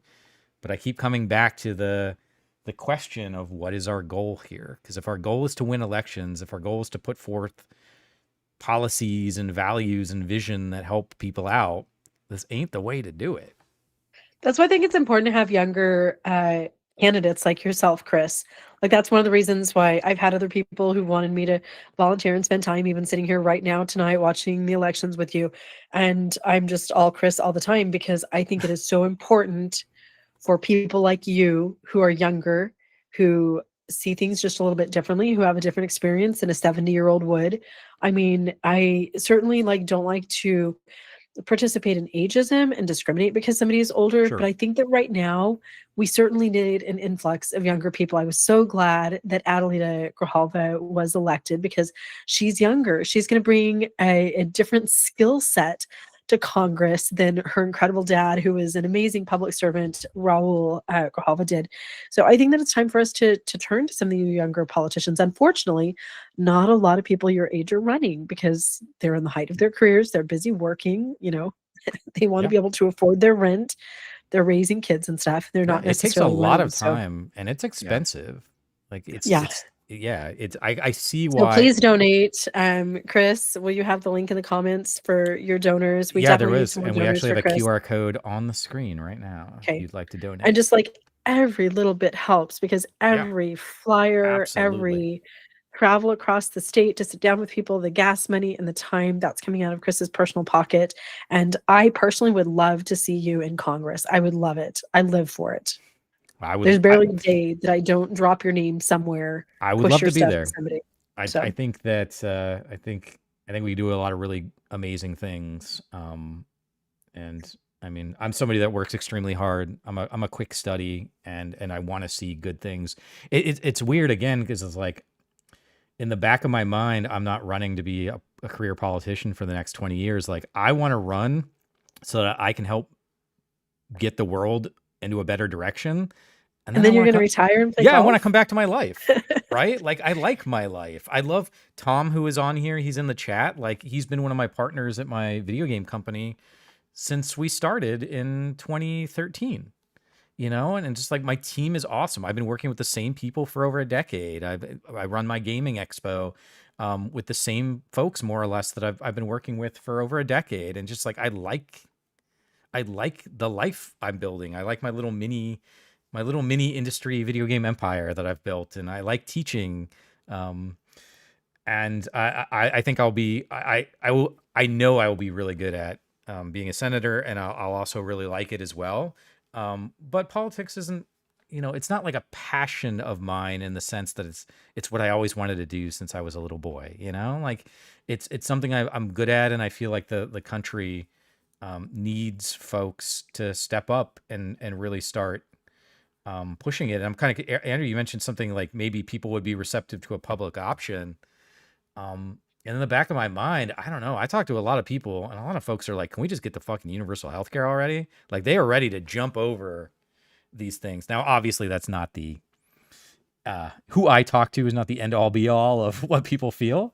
But it does seem like folks are ready for some really meaningful change. And I think a lot of folks are looking at this Mamdani race as kind of like that metric of, well, if we're willing to, elect a quote unquote socialist or whatever, then maybe we are ready for these larger things, And again, New York City is not even though it literally kind of is the mecca of the United States in many, many, many ways, it's also not in many ways. But I don't know. For me, it just seems like what we're doing is not working, and we're just losing. I mean, I'm 44, man, and I've been pretty fiscally sort of responsible, more or less, in my life. I certainly have not been perfect, but I'm 20 years away from retirement, and I'm looking at my accounts, and I'm like, oh man, I don't know if I'm going to make it. And if we have a bad economic period for 4 to 8 years, I mean, that's going to destroy my ability to retire. Chris, I have zero retirement thanks to being a stay-at-home mom and then getting divorced. And in the United States in 2023, less than 80% of stay-at-home moms had any retirement in their names. Less than 80%. Yeah. Or less than 20%. 80%. Sorry, Yeah, I just said that. yeah. 20% of stay-at-home moms, less than 80% or more than 80% didn't have any. So I'm 51. And like I just kind of hope that like maybe I just have a nice heart attack when I'm 70 because I have no way to provide for myself. Like, but that's sad. I literally it is. think that The sometimes. dying on Like, the I don't have Walmart money in floor. the savings account. That was definitely something to walk into. I was gonna say, Cyrus, you picked a good time to Hi. join. Yeah. Yeah, I, welcome to I the chat. joined it. I joined at the silver bullet retirement conversation. Yep. Yep. So Cyrus, welcome to the conversation. I don't know if you want to just give a little blurb about yourself real fast. We're just kind of chatting as we watch the news come in. Sure. My name is Cyrus. I run a multitude of channels. I have 3 now. I don't know what I'm doing with my life, but 2 of them are focused on politics. One of them is focused on Magic the Gathering. And oh, nice. There we go. There we go. That's the. And what? There's the blurbs. Nice. I am a Magicer in the 90s. I did quite a bit of Magic the Gathering. I don't so much anymore. It's like a whole new beast now. It is. It is definitely a different game now than it was in the 90s because I started playing in the early aughts when I was a kid and then quit for like a decade and came back and I was not thrilled with what I saw, but I learned to love what I have now. Okay. Nice. Yeah, I sold pretty much all. I think I maybe kept a couple Magic cards, but during COVID when the prices were shooting through the roof, I had a bunch of dual lands and stuff I sold for some pretty pennies. Yeah, it's when the collectible market started going through its nuclear phase, as it were. Yeah. Yeah. Well, welcome to the show. We're just kind of chatting. We just saw the looks like the Virginia governor's race has been called. New Jersey just closed, so we're waiting for some stuff on the New Jersey world to pop in. But otherwise, we mostly just been bitching about the Democratic Party, to be honest. Fair enough. Well, I do have some good news in regards to elections. The Georgia Public Trade Commission looks like Democrats are taking more of those seats than we were thinking was going to, which is better than the alternative given what. So I'm not sure if any of you are familiar with what the Public Trade Commission their job is. Are you from Georgia? I live in Marjorie Taylor Greene's district. Oh, okay. MTG. So I'm not another only Magic the Gathering fan, I think. Well, man, life is nothing but a morbid joke. Anyway, so the Public Trade Commission, their job is to act as a pseudo union to give some type of competition for power companies. So in Georgia, power companies don't operate with any competition. They have parallel monopolies where Southern Company will work. They'll have like 15% of an area, and then another company will have the 15% directly parallel to it, but they don't compete with one another. So they effectively get to look like they're not a monopoly, but the reality is you only have one choice no matter where you live.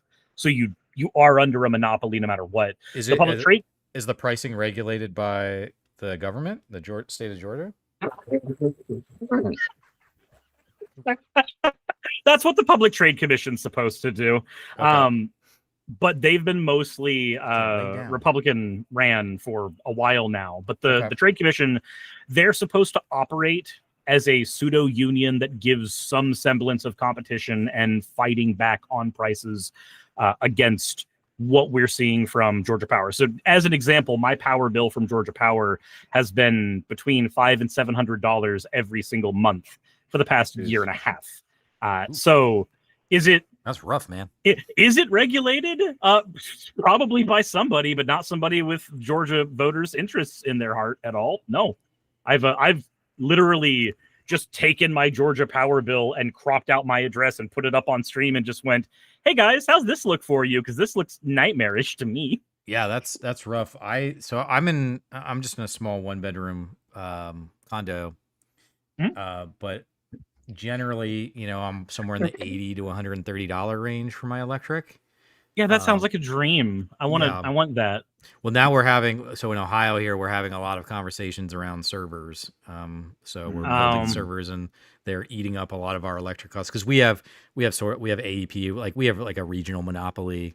But the power, people are just noticing their power bills shoot through the roof because of these data centers. So Yup. We had the information given to us that a new nuclear power plant was being built in Georgia, and so we would all see our rates increase to cover the cost of the nuclear power plant. There was no discussion, obviously, on whether any of us wanted a rate increase or wanted another method of power coming to Georgia. I think nuclear is a better option than just dealing with fossil fuels 24/7. But at the same time, there's a part of that conversation that's like, Georgia Power Company, shouldn't you have fucking budgeted for that out of the money you already took? Okay, sure, why not? Well, it doesn't seem like Georgia makes a lot of the best decisions sometimes, but we still have Pence, so not Pence. Why am I completely blanking on the name of my governor? Oh, are you talking about Sarah Huckabee Sanders? No. No deal. How in the world am I blanking here? Hold on. Well, Georgia at least is doing well in education. That's Kemp. Oh, Kemp. That's why I was thinking Pence, because they sound similar. But no, we have Kemp, whose entire MO has been, how many voting centers can we truncate to make it harder for people to vote? How can we do that? Man, I thought the point of democracy was that the more of us that voted, the more democratic it was, not the less of we can get to vote, the better it looks for me.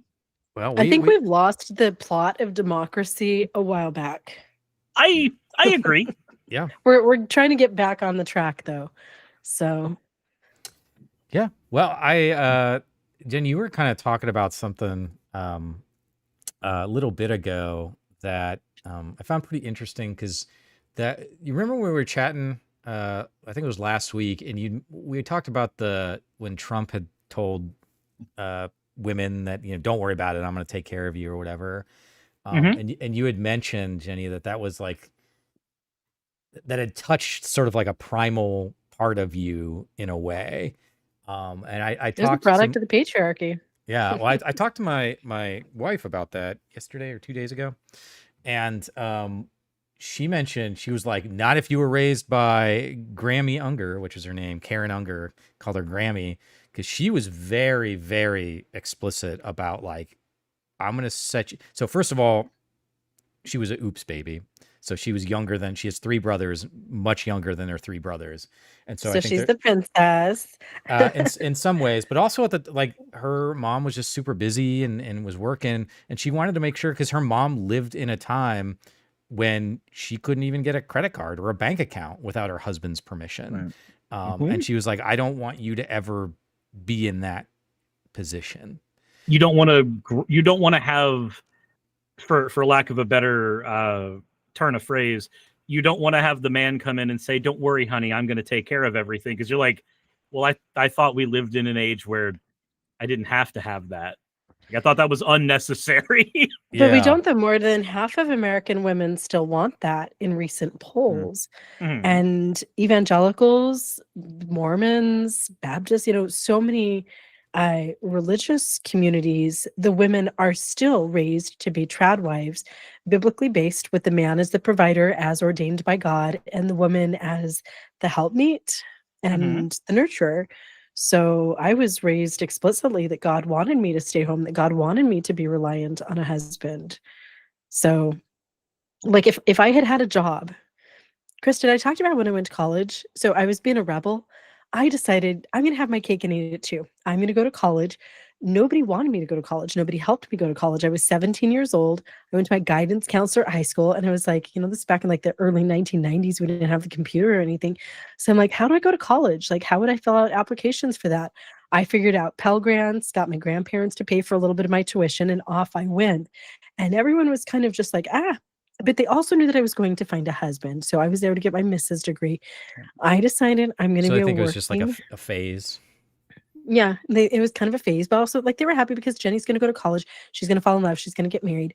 But I actually had plans for a career. And specifically, I wanted to be an international trade attorney. So I majored in Russian, and we registered over the phone, because no computers. So I had to like call into my college. I went to BYU, Idaho. I had to call into the college and push the options, register for my schedule. So the first week before school started, you had to get there early. And I sat down with my counselor, and my college counselor looked over my schedule. I had 21 credits, political science, law, Russian history, all these different things.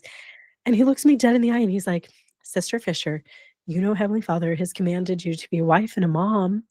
And if you take all these classes, then either you're not going to want to get married, which is what Heavenly Father wants you to do, or you're going to waste a bunch of money and you're not going to have the education that you need to be a good wife and a mother.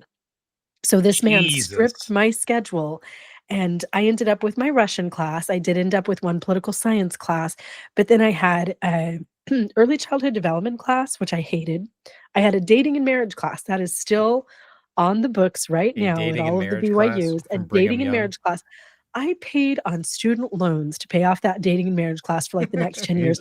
And then a Book of Mormon class and like music. Yeah. And that was just the teachings of the Mormon Church. And I think there was something like 400,000 women in the past 6 months that have stepped out of the job market, in part because childcare is so expensive.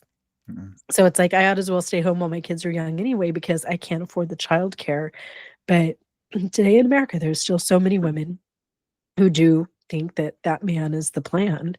And when Donald Trump came in 2016, and I'm going to make America great again, and he had this whole strong provider man persona, I fell for a hook, line, and sinker because I was a product of the patriarchy. Nobody wanted me to be independent. By the way, you guys don't know me, but when my marriage ended 24 years later, so I got married, I went to college, got married the next year and a half later. And at age 44, it was 4 days until he had cleaned out the entire bank account, took everything. It was 10 months before I was sleeping in my Mercedes in a Walmart parking lot. Eventually, he would take the car. I lost everything. So that's my whole entire platform. My platform is talking about a man is not a plan, and how my life crashed to the ground, and how that patriarchy destroyed my life. So, yeah. I mean, that's horrific. I do think with a lot of women, especially these days, like, I think a lot of it does come down to branding in a weird way. Like, much to the point we're talking about Democrat messaging, like, I think it's a marketing issue, where for a lot of these women, if you frame it as like, do you want a man to provide for you? Do you want a man to take care of you? That polls pretty well. I think nationally that polls around 60%. But if you say to them, do you want a man to have sole control over the finances, that plummets to like 30%. And I think like a lot of the time, the problem is, how is it sold to you, right? Like if you show up and it's like, oh, do you want a guy to take care of you? I mean, heck, I mean, if my wife could take care of me, trust me, I'd stop working tomorrow.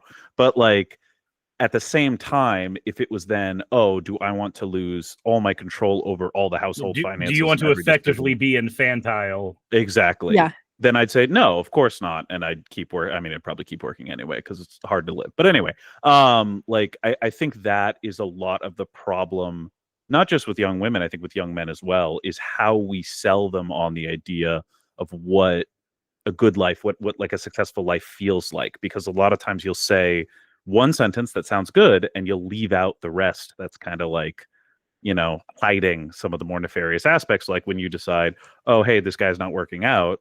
And it's like, oh, well, then I guess you lose every bit of stability in your entire life, and that's your only option if you want away from this. Yeah, it's kind of like the Mott and Bailey approach, where you've got the Mott, which is the super hard to defend, unreasonable statement, and you're hiding the Bailey, which is the more reasonable statement, the one that's easier to defend. But when you say like, hey, do you woman, do you want men taking care of you? Oh yeah, that's cool. There's your Mott. There's a billion ways I can fail to defend that statement, because you can poke 1,000 holes in it like you just did. But if I don't let the person prod too hard to find the Bailey, then we're just kind of here, and they've been sold on what for some people might be their fantasy, but for many others could be their nightmare. I know it was for my mom. I grew up with a pretty abusive stepdad, and I don't know how many times I heard the words, but he's the man of the house. Yep. As a defense for various things, like me not being allowed to talk outside of my room, for instance. Like stuff like that would be withheld because he's the man of the house. He's supposed to make those decisions. And even now that my mom's in a much better, happier place and a better relationship, she still has a ton of the habits from when she was in that relationship where she's just like, he's the man of the house, but I can find a loophole that makes things a little better for now to make things functional. I'm like, you're not in a relationship where you have to find those loopholes now, but 25 years later, you still have all those habits because trauma doesn't just die when the traumatizing thing goes away. Yeah, I've always sort of taken the tact, even as a young guy, where it's just like it sounds weird. Like, I don't really care what kind of life you choose to live, right? Like, you can do whatever you want, but it should be of a way in which you decided it.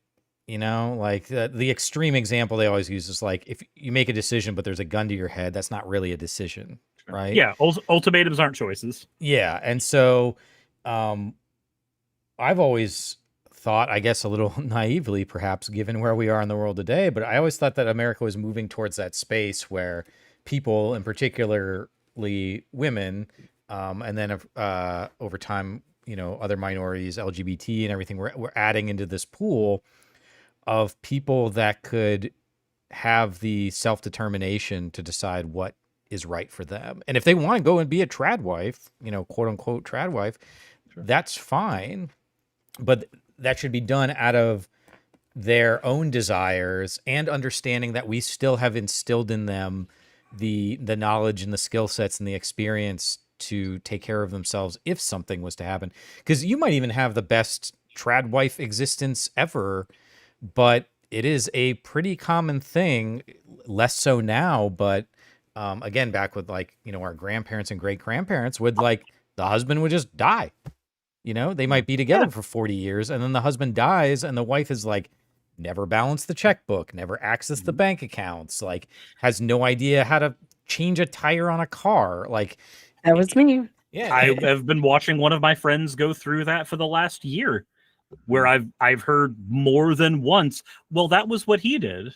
Well, that was the thing that he did. It's like, yeah, but you're 40 now. Yeah. You need to know how to do that because you need to be able to survive. And I don't think there's anything wrong with having like roles or responsibilities, even if you want to call them gender roles, you know, with your partner, like, you know, he does this and I do that, and he does this and I do that. But as long as there's sort of like an agreement and an understanding that this is a partnership and it's not just, you didn't just fall into the roles because that's where you fell, right? Yeah. And ultimately, like, that's kind of my ethos on the type of society and the type of government that I think we should have, which strangely enough is about creating freedom and opportunity for people, which seems like such a weird concept these days. But that's, call me old fashioned, I guess. But I think there's, you go on. Sorry. Oh, no, you're fine. I see. I would actually argue that's not old fashioned, because I think to a lot of people, it is comforting having a very set path forward. Like even the really modern idea of, I'm going to go to college, I'm going to get a job, and then I'm going to make money, I'm going to provide for my family, I'm going to have my 2.3 kids, we're going to go on. Yeah, we're going to go on one vacation a year, it's going to be great. And I think what happened to a lot of people is the idea of, when all the choice happens, then what they say is, oh, okay, so I want to do, I want to go into film. So I'm going to look up filmmaking, and which is what I did. I went to film school, and then obviously you're not directing films straight out of college. So I was working on crews, I was working on sets, and eventually I ended up doing a job that wasn't what I went to college for. It was fun. It was fine. Wasn't what I wanted to do. Can I interrupt you just real fast? Yeah, sure. Put a pin, because I was reading some of the Reddit comments about some of your videos earlier today, There are And Reddit comments about my videos? Oh, Yeah, there's Reddit comments about all of us. Trust me. Oh, that's wild. Okay. And but someone was, it was something along the thread of, you know, whether or not you agree with the guy or not. It's like, man, that boy can make videos. Like the production value is just so good. And someone was like, oh, he went to film school or whatever, and that's why. And I was like, yeah, I remember watching your videos. I was like, yeah, these are well put together. Well, thank you. Good. It's more from the 10 years I spent sitting in a booth watching other people make good stuff and then just going, I should steal that idea. I should steal that idea. And I mean, that's great just art, is made. right? Yeah, I went to art exactly. school, so. Yeah. But like, I think for so many people, this idea of like, oh, I'm going to have this like nice, smooth path forward. And then just realizing that's not what happens in life a lot. And we've sort of moved past the point of, really, it was more like you get the factory job. You know, when we were like urbanizing in the Industrial Revolution, it was a lot more straightforward. Even before that, when you had like a lot more agricultural stuff, it was you're going to go into agriculture and you're going to grow your own food and that's going to be your life. Like there were these set paths. And I think now that we have more freedom, I think what we're finding is a lot of people don't like that so much. And they end up feeling betrayed because they feel as though having the option means that they don't have an easy path. And I think that's where Trump came from initially. I don't think that's what won him this time, but I think in 2016 and a lot of the dissatisfaction we've seen with America come about has been this idea of like, I want that easy path forward. And now what you're telling me is sort of what I think is right, Chris, which is like you should be able to forge your, you know, what path feels best for you. But I just think for a lot of people, they want that easy path. Well, let me ask a question then, because I think that opens up, well, it opens up many a question, but simply by having more options does not remove the original path, right? It's not that it removes it, but it allows it does. This is one I actually can speak on just a bit, because it doesn't remove those options, but it allows room for rhetoric to seep in. So consider how many times you've heard a right-wing podcaster say that the left doesn't want you going down the trad wife route. They don't want you going down this the male provider route. They want you to be weak. They want you to be feminized. They want you to be able to do. They want you to take these alternate paths that are bad for you because whatever reason they want to give, either low testosterone or God ordained, or depending on where they are on the spectrum, they'll have any reason for it. But ultimately, from our side, we go, we want you to have access to these paths. We want you to have access to the ability to be a trad wife if that's what you want to do. We want you to have access to the ability to be an office worker if that's what you want to do. But through manipulation of clipping or what have you, you can get a right-wing influencer who goes, the left doesn't like the trad wife route. And they're not technically wrong, because part of the idea of that route is that that's the proper thing to be. We don't like that idea about it, but we don't want people to be barred from it. But that, like when earlier when Portable Orange was mentioning the Mott and Bailey thing, where you sell an idea by omitting certain parts of the idea. All somebody has to do is sell the idea of tradwifism and omit the parts where that's a viable path if you go down these other routes. Sure. I disagree slightly, actually, there, Cyrus. Okay. In principle, I agree with a lot of what you're saying, but I do think there is a reality there too. And I think it's something we saw reflected when a lot of people weren't expecting it, where I think for a lot of people, the easy path sort of emerges in this idea of like, okay, I'm going to do the factory farming, whatever.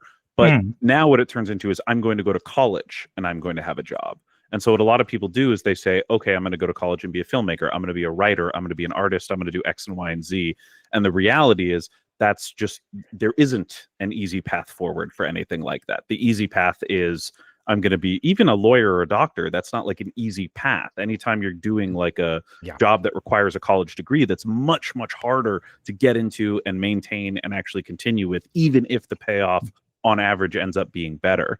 So I do agree with you that there is a marketing issue. And I do agree that right-wingers do tend to push the idea, and they're very anti-education as a result, to sort of push like, you should just do these traditional roles. But I also, at the same time, think there's a lot of people who are realizing this kind of new world isn't as easy, quote unquote, as the old one was. Well, straightforward. I'll switch easy for straightforward. That's what I hear from women all the time. And I reach about, 6 to 8 million people a month. And I've been doing this for about 7 years. So I've heard from millions of women around the world. And my whole entire thing is I was a former trad wife.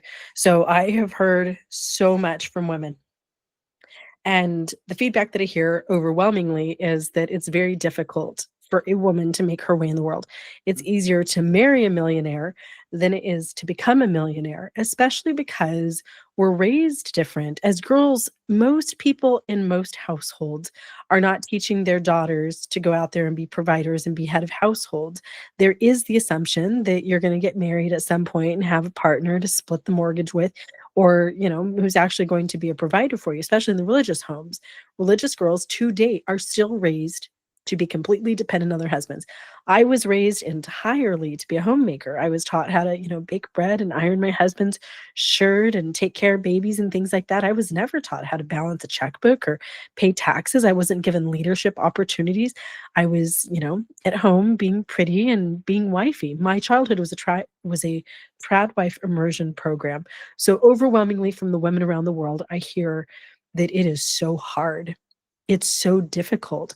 And just me, like I own my own business, right? So I have a social media management company and I'm on YouTube. So that's my full-time gig. And even dealing with like podcasters and stuff, there is so much discrimination. I feel like I have to work twice as hard as the men. I don't have a degree. I don't understand all of the tech stuff. I have to have people help me with everything. I was raised to be a trad wife, so I don't have the skills. And I see men whose podcasts, like we're coming up at the same time, and they get all of the deals and they get the opportunities and the brand stuff. And I don't. And I'm sexually harassed. I'm stalked. I get the dick pics. I get talked down to.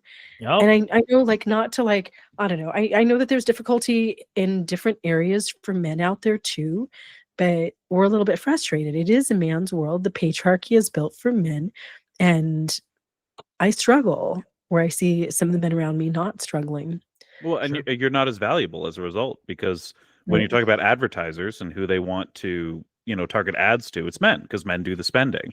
And so naturally it's like, well, are you selling makeup? Well, then what am I even going to advertise on your channel? What is the point of this even? Like, why would I reach out to you? Makeup, vibrators. I get a lot of. Yeah, and exactly. I won't do the sex toys. I just And it puts you in a bind, because then if you're not doing that content, it's like, how do you get the deals? How do you get people? You could probably sell coffee or VPNs just as easy as the next guy, but because your audience, I assume, isn't majority male, that's patriarchy at work, is what it is. Which is interesting.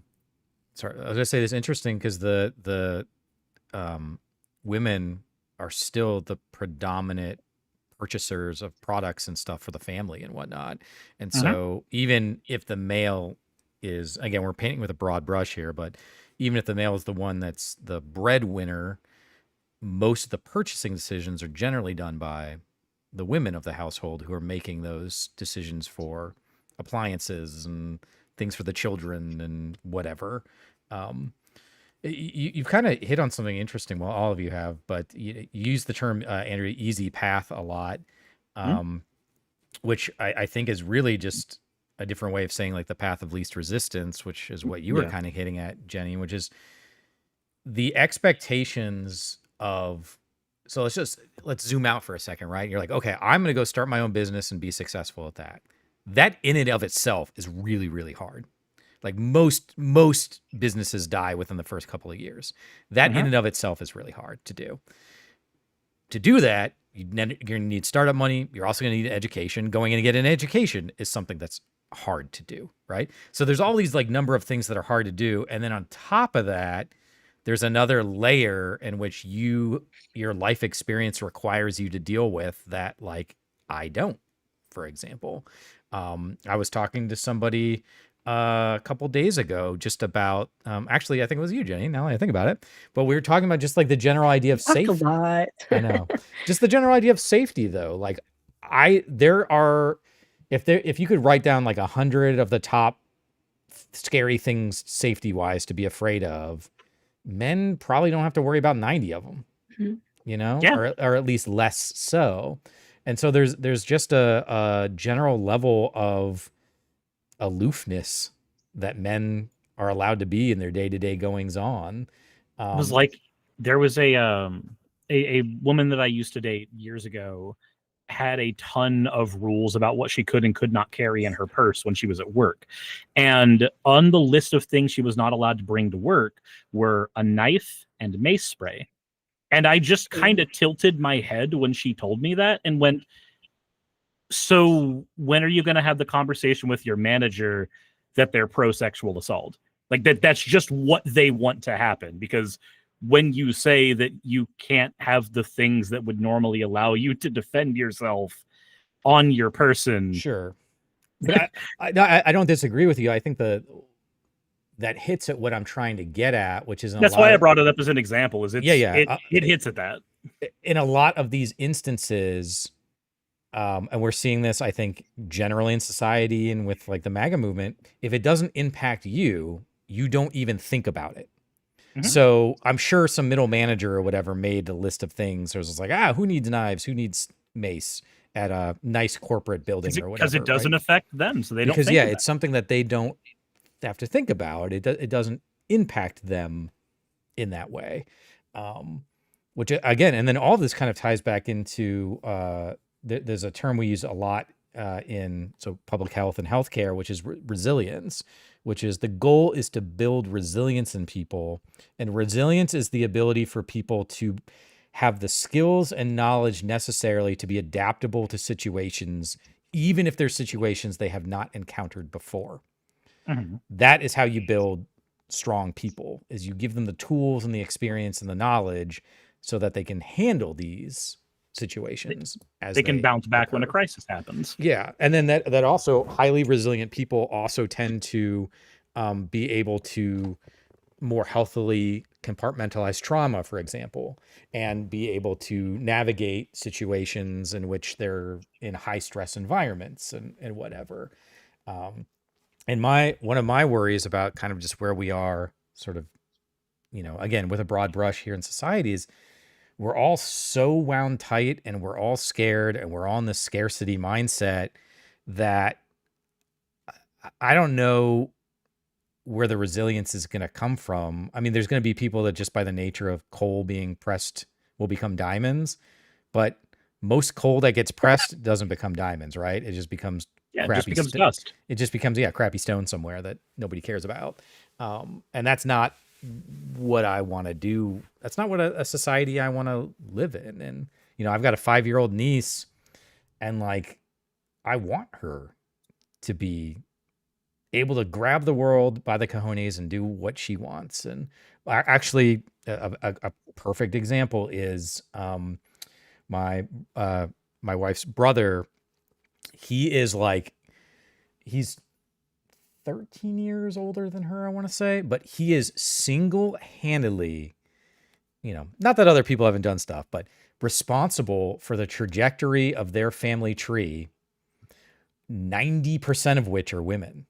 He has paid for them to go to college, paid for them to go to grad school. He has helped set them up in environments that are safe for them so that they can thrive. And so he's spent his whole life working at a local company here, setting his family into a space that they just, because that family line is from a more rural kind of poorer area of Ohio. And if they weren't able to get out of there, if they didn't have somebody like him helping, they probably would have been stuck in that cycle of, near poverty, low to middle class, and so even as an individual, one person can make a very, very big difference, but, you can't build a society on just hoping there's enough of those people around to take care of everybody. Well, and then you get a lot of people who, when presented with somebody who is willing to, put their neck out for other people to help them get to the point where they can handle everything, their first question is, well, why would you do that? You get a lot of people who just not their circus, not their monkeys, and also can't conceive of somebody who wants to be helpful in that way. Yeah. Yeah, Jenny and I talked about this earlier today, but there's sort of I'm never going to give up on anybody. Like, my goal is to make the world a better place for everybody. But you also don't have to spend time convincing everybody of everything. And if there's people that are just stuck in their ways or cruel for cruelty's sake or whatever it happens to be, at some point you're just like, look, man, I got your back. I'm going to look out for you, but I need to get moving and I need to be doing, some work with other people here, because there's just some people that are never going to come around, I guess at that point it's, don't give up on people, but also recognize when they are not your responsibility. Sure. And I'm speaking here as someone who's running for Senate, right? So, like, theoretically, everyone in the United States is partly my responsibility. But yeah, I on a personal level, when you're doing like relationship building, this is something that, like, relationship therapists all the time, but it's like, if a relationship requires two people actively making positive efforts to build that relationship. And if you don't have that, you're not in a relationship. You're not sure what you're in, but you're not in like a real actual, like a partnership, right? And I would like to be in a partnership with everybody in the United States if I could. Well, something I say a lot as someone who was like very far right and got out, like a message I try to get out to people a lot is, people who want to come around, people who want to get themselves out of some of those darker places, they will do it on their own to a certain extent. You can't necessarily like stretch out the hand and pull someone out of the darkness. They need to be willing to get out on their own. And people who are willing usually find a way out on their own, even if it's not the easiest path necessarily. And I think that so much of what we spend our focus on in this country is trying to reach these people who, in my view, are sort of unreachable, as opposed to the, frankly, much less flashy and much more kind of slow and annoying process of, well, what about we build systems to make sure people don't fall in the first place? And it feels cruel to a certain extent to let people go. But I think when you're talking about something as big as a nation, when you're talking about something as important as a government, you do have to make that call at a certain point where, to what you're saying in a partnership, sometimes the best thing to do in a partnership is walk away. Like, it really does just depend on what comes up. And I think that is a lot of what we're talking about with wanting to rebuild the Democratic Party, in a sense, is like, there comes a time when it's like, hey, we need something new. What we're doing now isn't working and we need a bigger change. Absolutely. And I think sort of tying that in with the sort of the vibe that I'm trying to get across is like, if you have to walk away from that person, we're kind of mixing a lot of metaphors here, but let's just say you got to walk away from that person, right? Like, I still wish the best for you. And when I walk away, you're still going to have access to healthcare and education, and you're going to be in a safe environment, and you're going to make sure you're going to have access to food, right? So it's like, when we use the term walking away, it's not that I'm just like, all right, see you later, I never want to see you again kind of thing. Like, you're still going to be okay. So if you're going to be an asshole bouncing around in the room, cool. You do that, but you're still going to have access to all the things that everybody else is entitled to, that I think we all deserve. The problem of our time, I think, is what happens when that room gets too full, right? And then they start to kind of lash out, because I feel like that's what a lot of is happening. And maybe I'm wrong on this. Maybe from the two people that have been sort of more on the MAGA-y side than I, but it seems like there's a lot of folks who have right now, they're feeling like any sort of imposition or any challenge to their perception of life is coming across as an attack, and they're lashing out. Maybe I'm off on that, but that's just kind of the... No, absolutely. It's funny how, when like yo mama, if somebody's like yo mama, how that just fires you up, right? Like, don't you talk about my mom. If anyone ever said anything about the Mormon church, as a Mormon, they could be talking about the founder, they could be talking about something that the church was doing financially or whatever. And I took that personally because my identity was the Mormon church. And the same thing in MAGA. Like if anyone said anything negative about Donald Trump, like I would just be listening to like CNN or something, and they would just be kind of questioning Trump. And I felt like they were like picking at my identity. I was so defensive about everything. Stephanie, I was just cruising through my I'm getting a couple texts here. Um here's a I asked my son for this. This is my son and my daughter-in-law in 2020 during COVID wearing their Trump COVID masks. I remember those. Jesus. I was not a fan of Trump at that point. I don't own one, but I do have the hat still somewhere. Yeah. Yeah. I definitely agree with what you're saying. I think too. I did a video. My most recent video was on the moon landing conspiracy, and it wasn't really about debunking it. It was about the history of how the conspiracy evolved.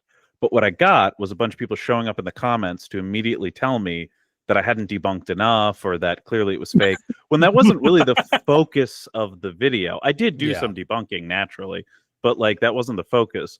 But what I knew that was going to happen in part because I knew there's an identity thing to it at a certain point. And my whole thing was very much like the method by which we deny the moon landing is this thing called like, anyway, it doesn't matter, unimportant. But the point was like that method of thinking isn't as good for finding real problems and real conspiracies.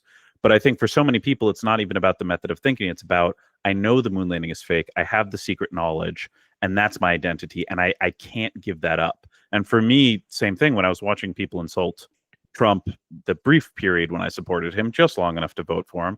Because then he wasn't far right enough for me. But like that definitely like was a problem for me where, you know, they'd say, oh, he lied about this, he lied about that. And I'd be like, no, he didn't. Like you lied about it. You know, you lie all the time. You're the fake news. And I didn't even have to look into it. It didn't matter because that identity of like, we're right, we have the secret knowledge and you don't, CNN, you're stupid, was far more important to me than like actually trying to look stuff up. It's like the mantra ends up being more important. That like the mantra has more utility than the fact. Yes. At that point. I didn't care about facts. I thought the facts were fake. I thought that Satan threw out fake facts all the time. We're seeing this a lot right now with Turning Point and the Erica Kirk cult with this whole I am Charlie. I am Turning Point. Yeah. And like my daughter hasn't spoken to me since Charlie Kirk's assassination. She's 23 because we had a conversation on the phone on her birthday and she asked me how I was feeling about it.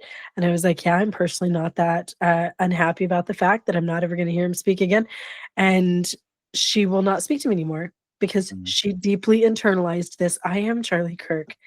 And it's like, you're not, and he's just a podcaster. He's not that big of a deal. But I know, having been in those, you know, deeply indoctrinating religious organizations, how that becomes you. I was Mormon.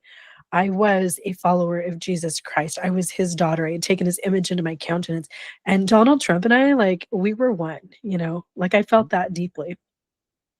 There's such a wild, like, that's hilarious. I get it. I get what you're saying and I understand where you're coming from, but like, there's a part of my brain that's just like, when you said that, I'm just kind of like, ugh. You're not a cult baby. I understand, but it's like, I don't know, like, if I was going to be in a cult, like, I want to be in a better cult than that one. Right, but you never realize that you're in that cult. I get it. I'm just teasing. Like I grew up in Pensacola Christian Academy. They were funded by the old IFB, which are the Independent Fundamental Baptists. If you want an example of what happened with them, due to a sexual scandal, they broke into two separate churches, the IFB and the new IFB. The new IFB is headed by Steven Anderson, and he has said such wondrous quotes as, I don't care if we get Sharia law so long as they kill all the gays. So cool. To give an example of like where the type of rhetoric that I grew up with, these are the people who funded my education. So, and a lot of my friends from when I grew up had that education. So it became really hard to keep friends that I had as a younger kid because they're all still stuck in that. They never got out. Sure. So do you think, I guess this kind of applies to all of you. We've sort of taken a little bit of a wild and woolly turn here in this conversation, but you all have, you know, to some degree from your backgrounds, a turning point or whatever. Like, is there a way to start moving people out of this? I know, Andrew, you said like they have to want to, so there's in behavior change, which was one of my specializations in public health. You have things like pre-contemplation, contemplation, action, like those. You can't move people. Someone wants to quit smoking, like they need to internalize that themselves. But ignoring that sort of necessity, that requirement, what are some constructive, positive steps we can take to help people get out of the funk? I'm sure I'm going to be the doomer, so I'll go first. I think honestly, like what you do is you just provide something better. And I think at the end of the day, you wait for people to stop caring. Like it sounds really cynical to say that, but it's like, if you get a roaring economy, if you get unemployment down to like below 3%, if you get, inflation under control, at a certain point, if people can just afford to live and take their family on vacation and stuff, they won't necessarily feel the need to go to these far more radical spaces. And I know saying fix the economy is the easiest thing in the world. Every government is so good at it. But it's like, just government better. Well, but I think that's the whole problem is it's like, I don't necessarily think that the cure is, well, we just need to pass policy X or we just need to get messaging Y out. I really do think it's like, no, you just sort of improve overall conditions for people. And then they just aren't as upset in general. So when they see that gay person walking down the street, they're just not as mad because, they go home and everything's fine at home. Whereas now, if they see the gay person and everything's bad at home, well, now guess where it's all coming out right now? Scapegoated onto the gay person. Yeah, exactly. The hurricane destroyed everything because the gay person was here. Exactly. Yeah. So that's my doomer take. I'm sure you guys have. No, I mean Andrew, I agree with you so much on that. And in the Mormon Church, we actually had this phrase. Right. So I'm 51. I was inside the Mormon Church for 44 years, and then I was like big time evangelical for 5 years after that. So I've only been out of Christianity and out of the alt-right for 2 years. And in the Mormon Church, we had this phrase. It was the pride cycle. And we talk about, when people's finances are okay and their marriages are happy and life is good, then that pride cycle takes over. And what happens? They stop going to church. Yeah. Because they don't need the church anymore when their lives aren't crappy. You don't need the support system anymore. You don't need the support system. If we get America better, there's only two things that really prompt change. So, Chris, I don't think that it's apples to say like helping people quit smoking because that's a habit. MAGA was an identity. It was every cell in my body was MAGA. I don't think that changing your identity is just as easy as quitting smoking. And there's really only two things. It's either that inspiration, so shining that light, seeing that other people are living these good lives, that this is really working, or rock bottom. Those are the two things. So either you're going to get inspired or your life is going to hit rock bottom. There's nothing that anybody could have said that would have made me leave the Mormon Church, leave MAGA, leave the alt-right. My life hit rock bottom. My husband cheated with that last 19-year-old prostitute. And within 3 days, I lost everything. Within 10 months, I was homeless. That rock bottom is really what caused me to look at everything and say, well, like this isn't working. That didn't work. So yeah, it's not like I was super inspired. Like, oh, I'm going to go out and stop doing everything that I've ever done and being everything that I ever knew to be. You just had all of your options ripped out from under you. I had all of my options ripped out. And that's what I'm kind of hoping right now. Like, okay, this is terrible that I feel like there are so many personal friends of mine that are being impacted by the government shutdown and by the loss of the SNAP benefits. I run a small nonprofit, and the only thing that my homeless kids are talking about right now is we're going to lose our SNAP cards. Like, we don't have SNAP. It's the 4th. We're not getting our money. That rock bottom for the people that voted Trump in is really necessary. So I think we need more of that. We need the Epstein files. We need all of this stuff. So. But there's nothing, Chris, like there's nothing that we can do. We build a happy country so that we're all in that pride cycle. So we don't need this support system anymore. And we inspire them. We tell our stories. Like, why aren't there more Democrats? Like the Democrat influencers, that's what I do, right? I'm like, here's my happy, healthy, well-balanced relationship with my partner. And here's how we, navigate the gender roles and stuff. We need more of that. We need Democrats and people to tell about their happy lives and then hope that a little bit of rock bottom wakes people up. I think I kind of want to piggyback off that because I'm in a weird spot where I was wanting to disagree when Portable Orange was saying it, and then you started piggybacking from it. I went, actually, no, I I'm starting to agree more with that. So maybe you're the better Yeah, rhetorician. we're building bridges here. This is why Cyrus and I get along. We always find something to fight over. And I'm okay with that. I me like too. that. No, me too. I love that. Yeah. So a thing that helped me personally, because I can't speak for, and I'm not going to try to speak for like broader trends or anything. I haven't researched any of that in as much depth as an expert should. But I can speak from my own experience because I know what I grew up with. And I know that the thing that moved me away from the church, moved me away from the dogma, was quite literally just degrees of distance. When I was no longer at PCA and I went into public schooling, that created 1 degree of distance.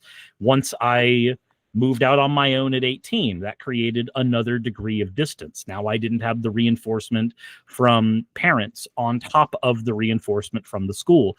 And after I spent enough time just existing with those degrees of distance, I had a third space to go to that wasn't a church because I played a lot of card games. I played Magic the Gathering. I played Yu-Gi-Oh! I played Pokemon. That gave me something that a lot of people lack right now, which is a third space to go and be with community that doesn't require a church. One of the biggest issues that I have found here in the South is, what do you do when there is nothing to do? You can go to a shopping center and spend money. What do you do that doesn't cost money? Well, you can go to a park sometimes, or you can go to church. Hey, we got a special guest. Mike, what's going on, man? How are you, Chris? Good, good. Welcome to the, looks like you're in Franklinton, beautiful Franklinton. Beautiful Franklinton, Ohio. How is the original Columbus? The original, yeah. No longer the bottoms. No longer the bottoms. How's the party going? Packed house tonight. We've got, in Franklin County, I think they said we had 85 total races. And we're talking school boards, we're talking city councils, we're talking issues.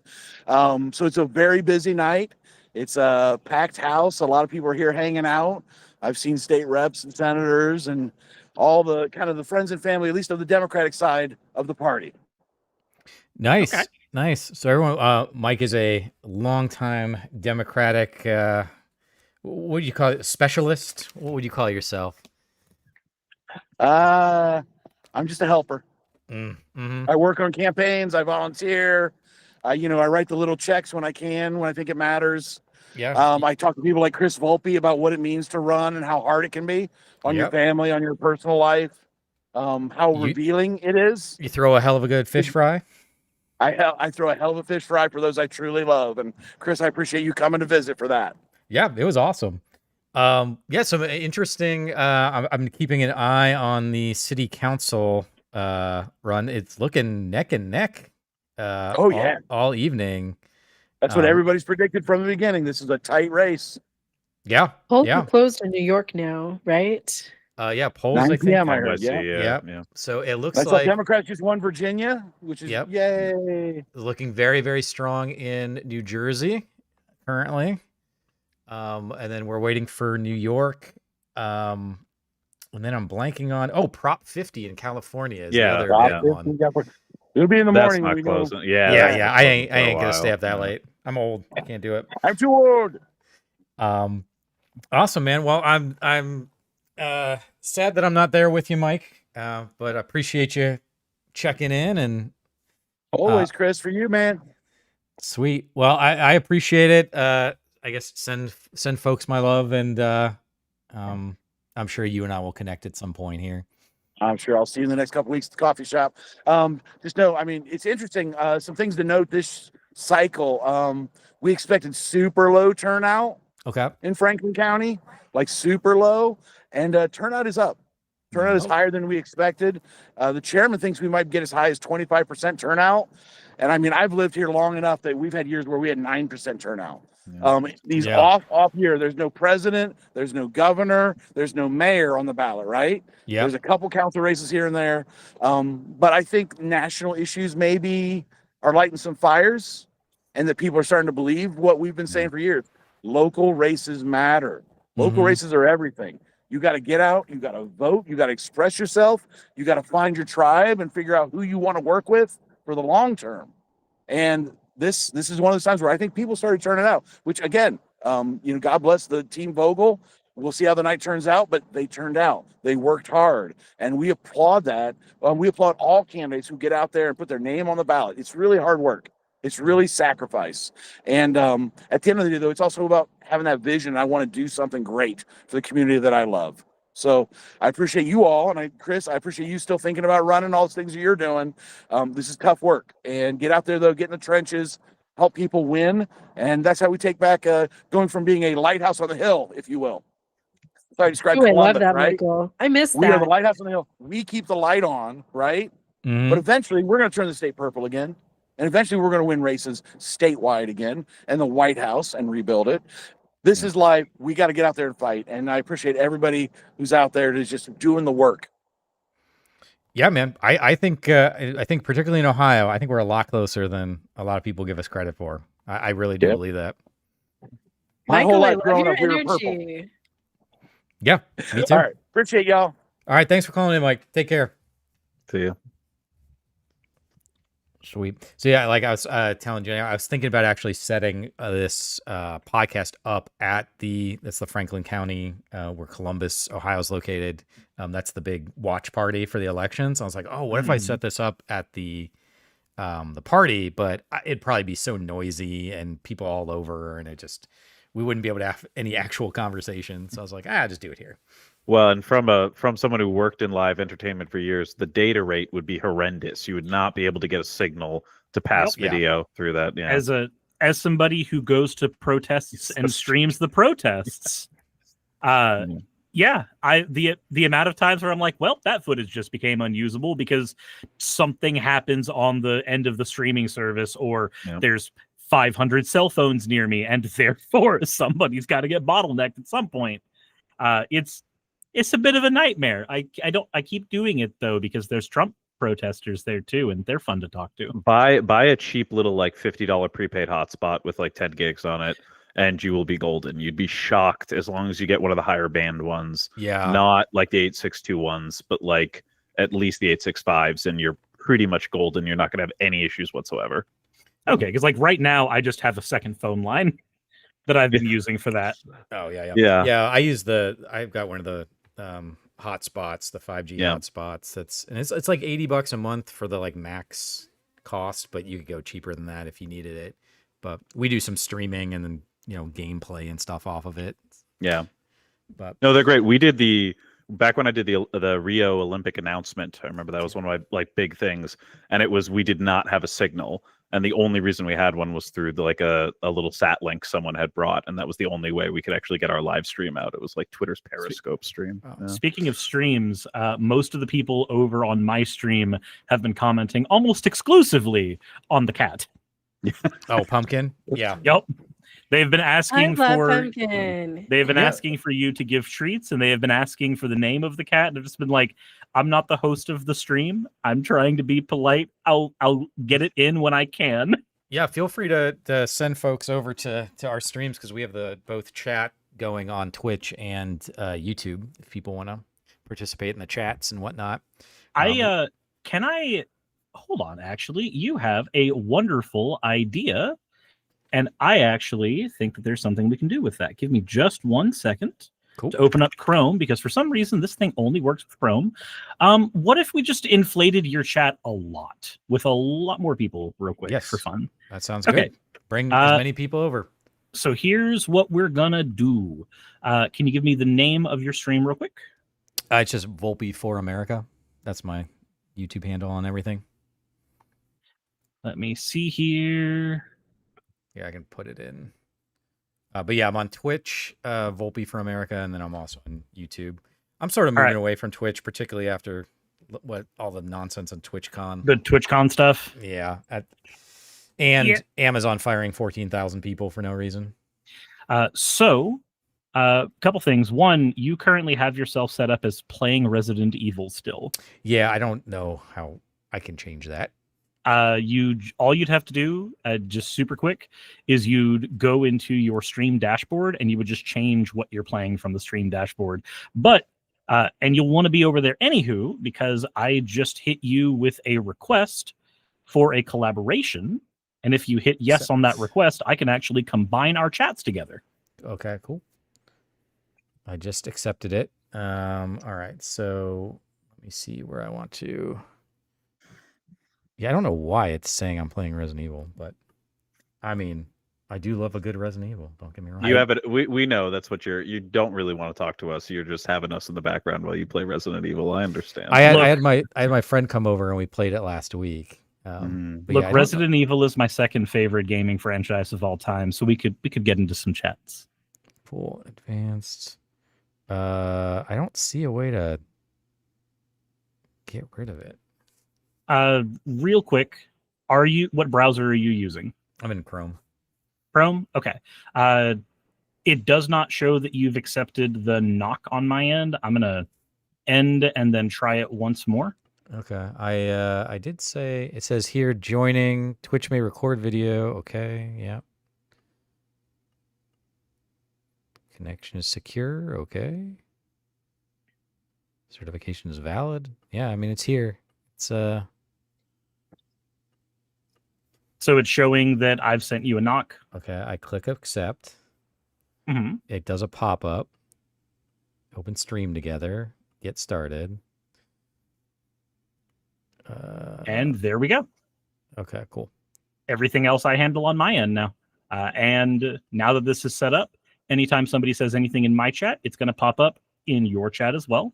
So Okay. you have, right now you have my audience of, it looks like 69 people. I don't know why it's always that many people, but it is right now. Okay. Well, I'll keep an eye on it. Oh, interesting. We just got, looks like the projected winner for New Jersey is Mickey Sherrill, who is the Democratic, at 56.9%. So, what's her lead at that reporting? So we're at 60.7 precincts in, and she has 56.9%. Oh, I see. Okay, yeah, that's a pretty safe lead. Okay. Yeah, that's a pretty safe lead at this Yeah. juncture. Yeah. Okay, so let me get my chats. New in York order. is too early to call here, but 4 minutes ago, it was reported that Mambani has 49.6%. Andrew Cuomo is 41.5%. The guy with red hat is 8.1%, but there's only 51% of votes that they say are in. So Eric Adams with his 0.3%. He's doing his best. He's doing his best. That guy. Oh, I wonder if they count early first or last in New York, because if they count early last, I feel like Mamdani has it at this point. But if they count early first, that's actually a much closer race than I thought we'd have. Because I think in polling he was up like 14 points. Yeah, I don't know which way they count it, and I doubt I can find that online in 2 seconds. But yeah. Yeah, I mean, obviously a win is a win, which is always good. But course, the percentage that is we're seeing on some of these, I mean, right now, Mickey Sherrill's got I didn't quite finish it there, like a 12% lead or something, like a 12-point lead. I think that's huge. Looks like a 14% lead on my end. Okay. I just refreshed my page. It's showing her at 56.9 with Jack sitting at 42.6. Awesome. Hey, Pumpkin, how you doing, sweetheart? Old Gus in the chat says, hello, let us discuss whether modern politics is more Resident Evil or Metal Gear. Metal Gear. But I'm kind of torn because, like, in Resident Evil, the corporations lose. And I think that's the stickler. Like Tricell, Umbrella Corp, like all of them eventually go down. And in Metal Gear, they kind of don't. They just get folded into another paramilitary group. Yeah, but I think when the corporations fall in Resident Evil, that's like the end of everything. The corporations are sort of the last thing left before they fall, if I'm remembering my lore correctly. I haven't played 7 was the last one I actually sat down and played. I didn't play 8. It depends on which and where. So like because like Umbrella stock falls completely in 4. Yes. Yeah. but Umbrella, a lot of old Umbrella like diehards still get folded into Tricell later. Yeah. So like they still kind of just like move to another company. Stop. And then even after you get rid of Umbrella, you still have like all the places where they were sourcing their viruses from become problems now. That because that's what you get in 7 and 8 is that there's still a black market that Umbrella opened up, so people start like jumping into that black market. Well, it's like any kind of power vacuum, like the warlords who are able to sit on the various areas are able to take over. But I will say for the Metal Gear argument, I think the main reason you have to say it's Metal Gear is because the method in which the corporations took over was not via like releasing the biohazard or something like that. It was sort of a technological they just sort of sleeper method of getting it in there. Is this what our Sunday conversation is going to be like? If so, Circe and I have like 30 questions, and it's just about Resident Evil and Metal Gear. I just watched like a 4-hour Metal Gear retrospective the other day, so I'm ready. Have you ever read the novel? I have not. No. The novelization of Metal Gear 1 is really fantastic. I'm not even gonna lie. It's a novel. What's even the point of the novelization? Yeah. What is the Metal Gear, like actual Metal Gear 1 or no, Metal not Gear not 2? the not the PC gotcha. one. Yeah, it's okay, gotcha. Metal Gear. You guys want to hear a little Columbus tea? Now that Mike kind of checked in. Sure. Chris, I'm gonna hop off. I've been in bed for like the past 24 hours, sick. Oh, no and worries. I'm starting to get cold chills and aches again. Like I need to go get some more Tylenol, and I'm losing my voice. So I'm gonna go back to bed with my hot tea and wrap up until tomorrow morning. So it was so nice to meet you guys. No, it was lovely to meet you as well. Thank you for being on the show. Yeah, thanks, Chris. Good night, everybody. All right, take Good care. night. Be careful with the Tylenol. RFK warned me about it. True. That's true. I went to MagicCon. There was a lot of Tylenol there, let me tell you.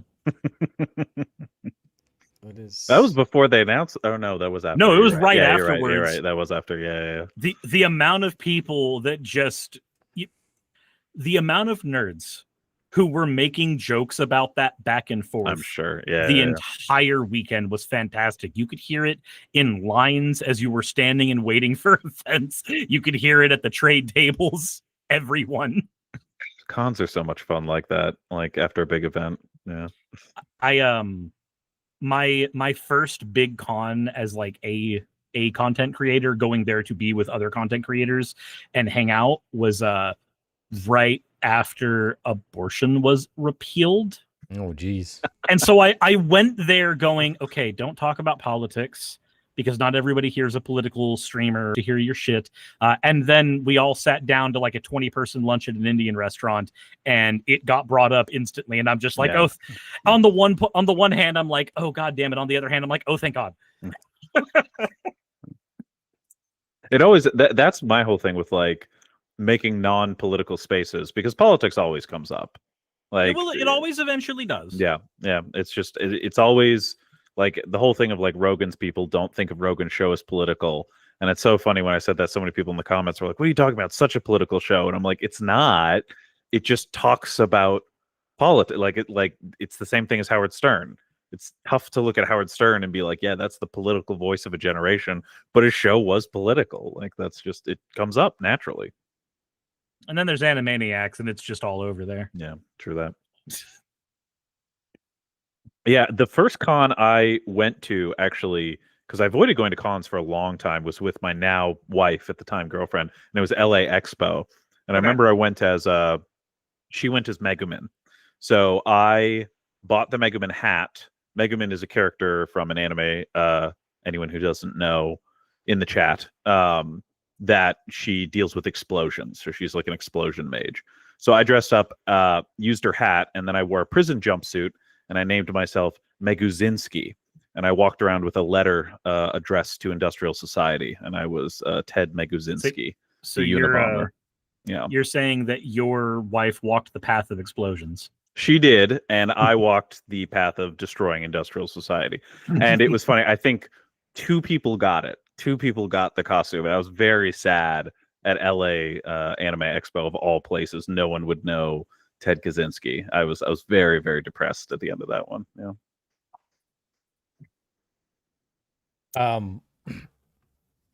Sorry, apparently I'm blown No, up you're fine. blown up on some Reddit thing here. I'll have to check that out later.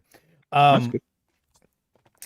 Yeah, I do find the Metal Gear thing kind of interesting. Not that we need to go back to Metal Gear, but when I watched that retrospective, and it was kind of just going through, from Metal Gear, it was just the mainline titles. Sure. But it just like every 15 minutes, I was like, oh my God, we're closer to that now than we were when it was like a fictional, thing 25 years ago. It's like, oh man, we're probably not that far away. I mean, we're definitely, when you talk about Metal Gear 2 and a lot of the destabilizing effects from the internet.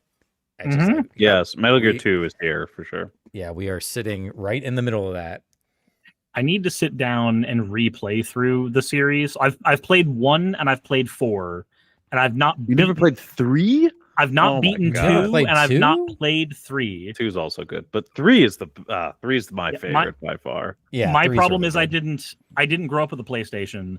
I grew up with Nintendo, so I got to play 1 on PC and Twin Snakes, because that's what was available on the GameCube. Yeah. And then a friend of mine had a PS3, so when 4 came out, I was like, I need to play this game.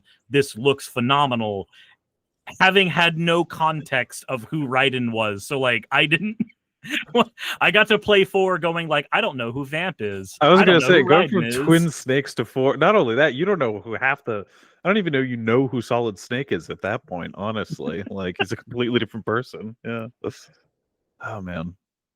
Yeah, they're good games. The one thing I will say we're still far from is Nano Machines. That was the one thing they promised more than anything else, and we're no closer to Nano Machines than we were back then. Let's be honest. The person who promised Nano Machines mostly was Armstrong. That's true. Nano Machines, son. But we had because you had that was 4 was all about the Nano Machines too, because that was 4 was where you had them all because Zoran Mamdani. So there we go. Finally. Yeah. So that's I'm glad, honestly. We got some good news out of this. 2 bits of good news so far. I mean the last one is Prop 50, and we won't know that until the morning. But it's well, I guess let me ask you guys, and we don't have to be on. I had sort of assumed somewhere in the 10 to 11 range. I actually kind of built out a little bit longer because I thought it might be closer. I didn't expect to get all 3 calls before at 9. It's 9:30. Jeez. Jersey surprised me. Jersey was faster than I thought. I thought that was going to be much closer. Yeah.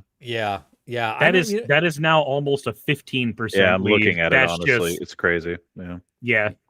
I mean, I Cheryl's got it. A lot of the folks I was listening to, they were like, we'll probably be somewhere in the, if it's lower than a 3% on some of these races, that will be worrying because it means it's a lot closer. And if it's greater than 8%, that will be telling. Most people expect it to be somewhere in the 3 to 8% for all of these races, actually. And Looks like it's only that for Mamdani because Cheryl's got a 15% lead.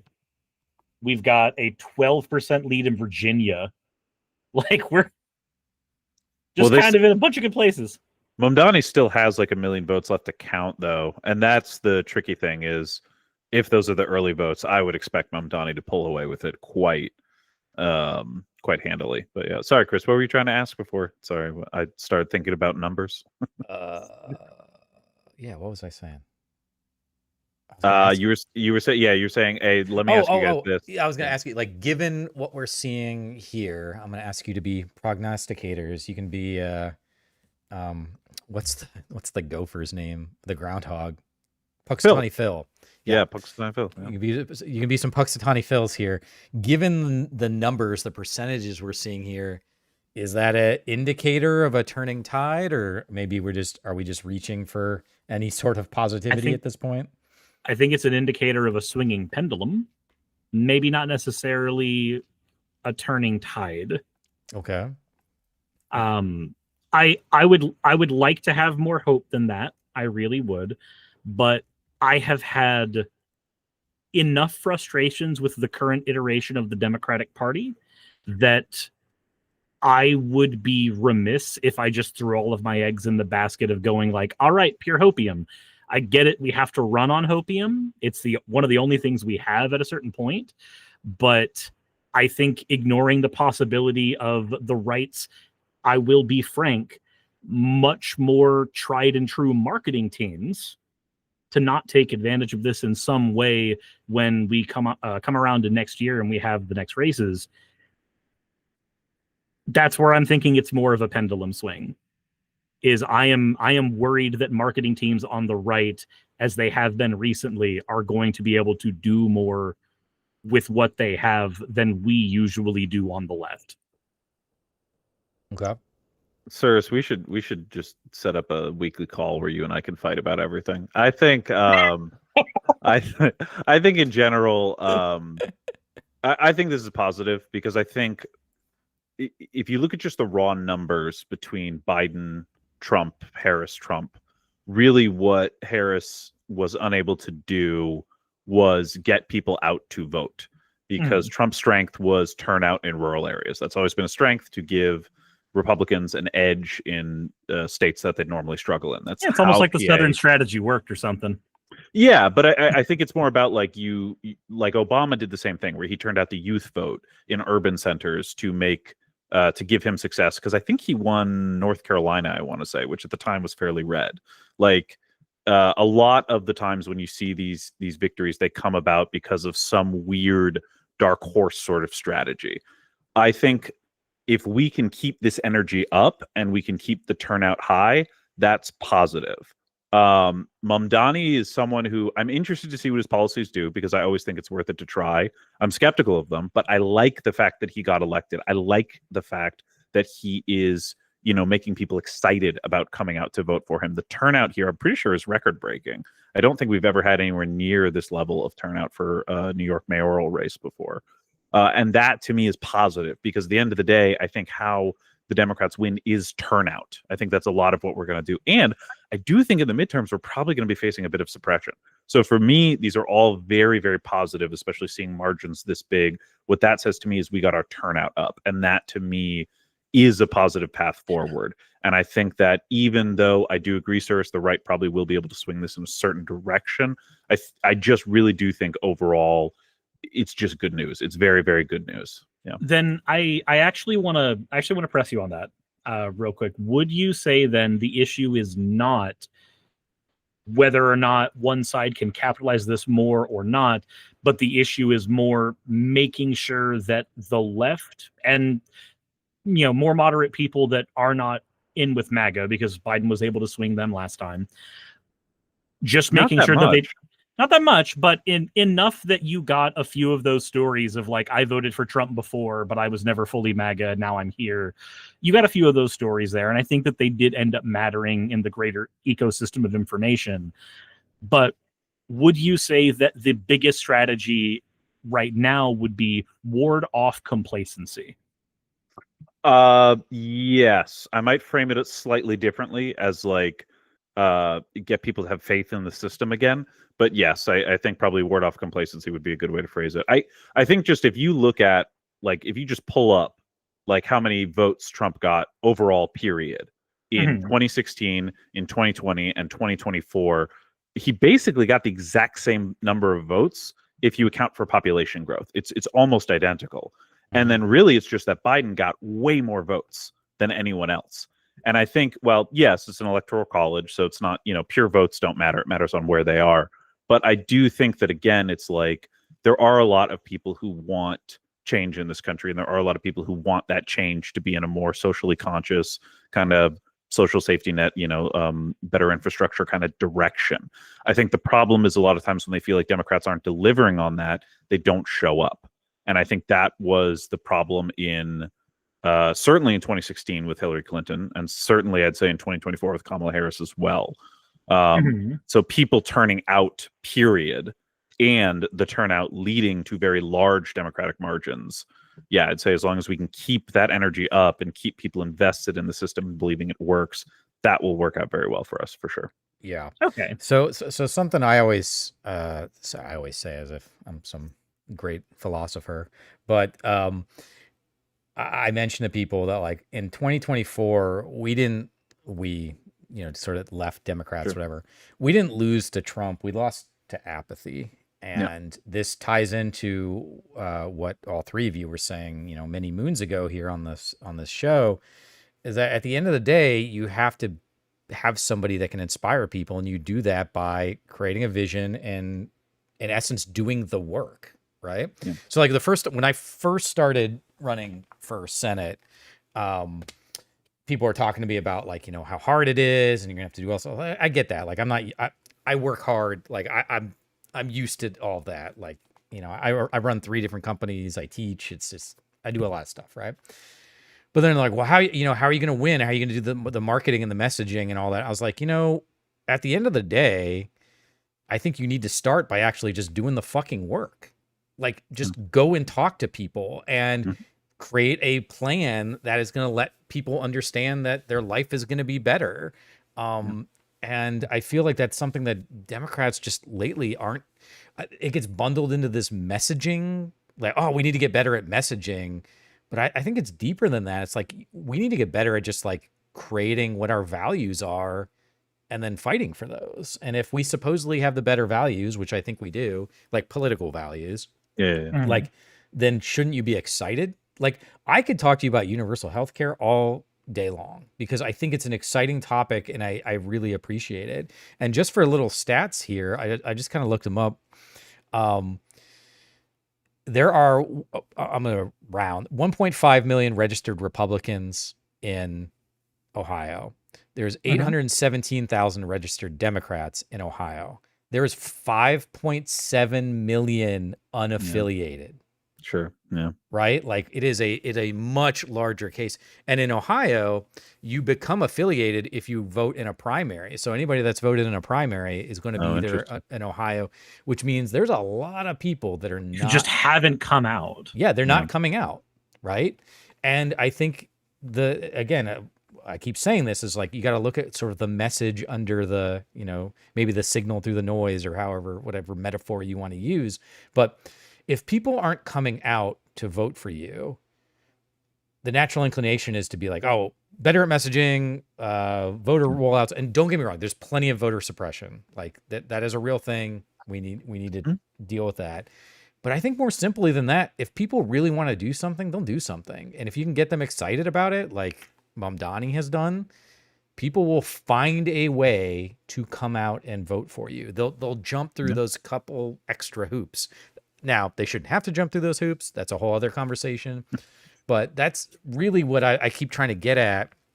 And when I first started running, I told my team, I was like, look, if somebody comes along that like is inspiring, that like I'm totally into, I'll close the campaign that afternoon and tell all of my supporters to go vote for them. Right? I just don't know who that person is, Yeah. Nationally, I don't know who that person is. And here in Ohio, I just personally, I don't think it's Sherrod Brown.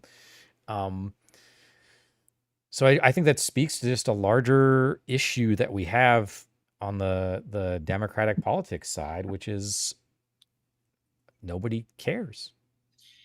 Yeah, you get some of the doomers, because I've certainly seen a lot of that, where you've got people who go, hey, if we have the Republicans, they're bad, but if we have the Democrats, they're useless, so I might as well stay home. Yeah. Or you get I want to say the more frustrating one to me, though, is, so I've got a few friends who are like this, who do not tune into politics at all, because they have this idea of like, well, both parties are bad.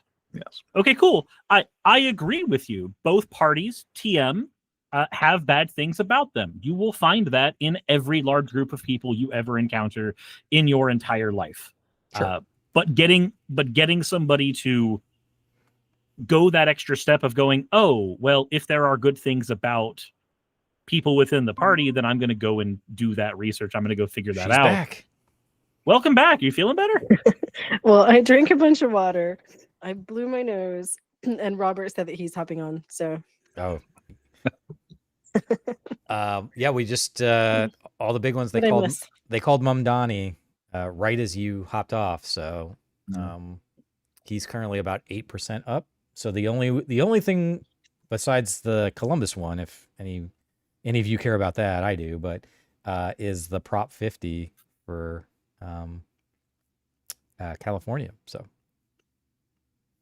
and that's been polling above 50% for like a month and a half at this point. So I'd be very surprised if that failed at this point.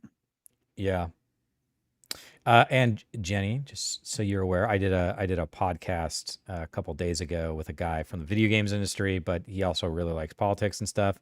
The video has not been put on his YouTube channel, but it is on the Patreon, and apparently very well received. The title of the Reddit post was "Chris Volpe was a breath of fresh air." It was nice I having saw that somewhere. Yeah. It's nice to have someone that can intelligently push back, talking points, yada, yada, yada.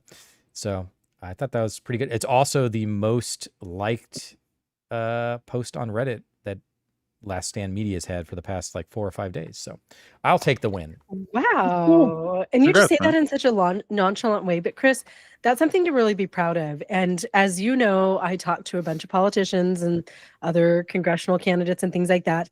And you were the only one that I immediately jumped in and said, I want to help you. I want to be part of this, even if it was just like one YouTube video or whatever, because I think that you have something special that not a lot of people have. You almost kind of have like this old soul, like all of the experience that you have, your understanding of systems and getting in and getting stuff done. But then also like you're kind of young. I don't know, you're an old soul. And I think that's cool. Yeah. I have a cold. Yeah. I'm so well spoken tonight. No, I realize I've always been kind of a weirdo. And I don't know. I think like I just want good things for people, and I just want the world to be a better place, and I try to do as best I can to make a better world. Certainly have made mistakes in my life, but I just try to do what I think is going to help the most people. I don't know, just always kind of been my vibe, I guess. Well, I think there's one thing to have that vibe, and there's another thing to put it out in the world and actually get a response. Yeah. I think there's a lot of people who want to fix the world, change the world, help the world, But, put them in front of a but are mic. willing to get outside of their bedroom. That as well. But even then, if they are, and you put them in front of a mic, a lot of people are going to say, shut up, I don't want to listen to this guy. So, yeah. Well, I appreciate it, and we're 3 hours into the shindig, so we'll get slap happy here, but like this is easily the most difficult, busy, challenging year that I've had in a very long time. And like I did 2 grad degrees at the same time. I was headed towards medical school at one point. Like I've worked a lot, but man, this has been a rough year, but it's been very the adventure's been really fun. It's been really sort of invigorating to talk to people, and also, I really hate bullies, and like what's going on with all the bullying and the cruelty right now. I'm just like, fuck it. I'm going to step in. Bullying is kind of celebrated right now. I know, and I hate it. It is, because it's a show of strength. You get that like really right-wing charged platform of testosterone cells. Well, just give the nerd and his facts a swirly, and the audience cheers. And it's not it's agitating. I get it. It's not strength though. It's not strength. It's I recognize it's cowardice and it's laziness, and like that's one of the things that drives me crazy too. Not that this needs to be the Chris rant hour, but I just hate the intellectual laziness that's going on these days. And just like you've got, one of you made an RFK joke, a little bit ago. And it's just like that dude doesn't do like even the most basic level of investigation and research. Nope. It's all vibes. And people are dying because of it. And it's disgusting. And, if we're going to go all out here, I mean, I think there's a case for RFK to be sued, let alone possibly prosecuted for some of the stuff that he's doing. Like, I think there's definitely a level of like gross negligence that can be argued, because he's in a position of, he's in a position in a professional capacity where his words have weight, and sometimes that weight is weighted in corpses. Yeah. Well, that goes back to what we were talking about, an hour and a half ago. But there needs to be accountability for people that are in positions of power. Like, it's one thing for, like, I don't know, Joe Rogan or something, right, to go talk about some nonsense. And even that, you can kind of make an argument a little bit that, like, has such a profound reach that he's got a platform, he's got a responsibility type of thing. Yeah, but even if you're not willing to do that, like, okay, he can go and say whatever he wants, but he has no certifications. He has no political position. He's Right, not in but Chris, charge of that's anything. everybody in the Trump regime, right? Like, there's no expertise, there's no expectation of expertise, because Trump doesn't want experts who actually know what they're doing, running the military, running the Department of Education, running the health department. Absolutely. He wants people that he can control. Trump has all of his little marionettes in there. None of them have expertise. That's no longer even a thing. But they've got loyalty, and Project 2025 made it super clear that that's the thing that is way more important to them. Yeah. I just don't think being loyal. I firmly believe, and I'm just a dude sitting in a room chatting on the internet, but I firmly believe that at some point the quote unquote good will win out here. Like, you cannot run a empire built on sand and lies that has no philosophical or economic underpinning, and is just based around one guy who ain't looking so sharp these days. Eventually this is all going to collapse, and my worry, I have two worries, I guess, but the first worry is who is going to get hurt in the process of this happening. Like, the longer this takes, the more people are going to get hurt. And then the second thing, which goes back to one of the reasons I'm running, but, like, I'm just not convinced that the Democrats can pick up the ball here. I just don't know who the leader would be if this thing starts to collapse. Who would be the person that would be able to pick up the ball and craft what America looks like for the next 50 years? And at that point, you take on the mantle and... Oh, man. But I think that's what primaries are for. Like, I agree. Sure. Right now, the real problem is, like, yeah, there's no leader of the Democratic Party. Hakeem Jeffries is no Nancy Pelosi. I like Hakeem. He's great. But again, he's just not Nancy Pelosi. And I think in a number of ways, like, that's why we see the messaging issue. That's why I think everyone is surprised the shutdown has gone as well as it has for the Democrats. I think everyone was expecting them to fold in like a week or so. I think, like, really the beauty for me of democracy, the beauty of primaries, the beauty of all this stuff is you get to put your message in front of people, and then people get to vote on what message resonates with them. And yes, there's problems about making sure, if you don't have, like, enough money behind you, enough of the, the engine of, whatever party behind you, it can be harder to get your message out, of course. But I think that, like, that is the dream, the idealized form of, like, democracy. And so I think we'll have that answer in 2028. And I think we did have that answer briefly in 2024, where it was, or not 2024, sorry, 2020, where it was Biden. And I think, like, his Build Back Better, his idea of, like, infrastructure, and we're going to tackle COVID, like, we're going to, increase some of our free trade stuff. Like, I think that was the direction. It just wasn't a very inspiring direction for a lot of people. And at the end of the day, he was elected because he wasn't Trump more than he was Biden. Yeah. Yeah, I actually think Biden. So first of all, I don't think Biden should have run in 2024. I think that's probably pretty universally. I think everybody's on the same page. Yeah, but all in favor. Yeah, but even if he had, I think that, and this goes back to, again, maybe messaging in this bucket, but, like, he was around for 4 years, and they did absolutely no marketing of their own accomplishments. Like, he could have cut out a lot of the issues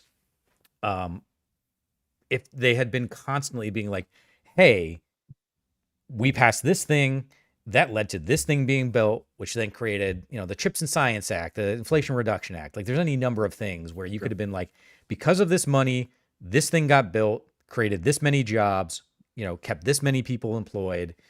And And they didn't really do any of that. Like maybe you saw a little sign Chris, on. they don't care because their lives are fine. All these rich people that are leading our country, their lives are fine. Like But I'm Nancy just talking Pelosi, she's not losing strategically. snap. But Yeah, strategically, I mean, they like, do want to be elected because that's how they keep their money. That's how they keep their power. Like winning elections is your job as a politician at a certain point. I also think we just lost her. Like her connection just died. Oh yeah, there we go. Oh, Oh, okay. there we go. Chris, when is your election? I'm texting some of my Leaving MAGA friends and reporters and stuff about our live stream and whatever. I'm always pushing you everywhere. Even while I'm on the live stream with you, I'm still texting friends about I you. appreciate it. It's so the election's it's next year, so November 2026. So what? Okay, so it's the November. Yeah, November. The kicker though is I got to win the primary. I was gonna say, which is going to be in May of next year, and Ohio actually has a sore loser law. I got to look into this a little bit more. So if I lose the primary to like Sherrod Brown, I can't run as an independent. Yeah. So if I'm going to make any other switches or whatever, that has to be done before the primary. I do think on the topic of the Biden marketing team, because this is actually one of the things that me and Portable Orange talked about the last time that we were talking, was a lot on the marketing of the parties. A thing that happened with me is that I'm decently plugged into politics. It is, talking about it is my job, but I can't pay attention to everything. But a thing that slipped by me was I remember Biden during the railroad strike making the workers go back to work early against what they were trying to negotiate for. And that pissed me off. And I completely missed that several of their demands he actually like made sure they went through. Yeah. And ended up working well for the railroaders. I did not know that follow-up. So I just, as a person on the left, went, union says strike. Guy came in with big hammer and said, no, fuck you. And that was the information that I had. And even in a lot of like left-wing political spaces, that was the conversation that was being had. I had to have another friend come in and correct me and say, hey, did you see what he did afterwards? And I'm like, well, he certainly didn't make any time to tell me himself. He didn't mention that in any of his, big interviews, and it did not end up going viral on CNN or anywhere else that I would expect it to. See, but that's interesting. For me, that's exactly the problem, because I think where you did see that reported was places like the New York Times. And I think, again, Democrats is very much like, I mean, Republicans are also old party establishment. I'm not trying to, frame the Democrats as crazily different, but they didn't have that online presence. They didn't have, I think, in the same way that in like right wingers, you had people poised to spread the new talking points, poised to spread, this is what we're doing.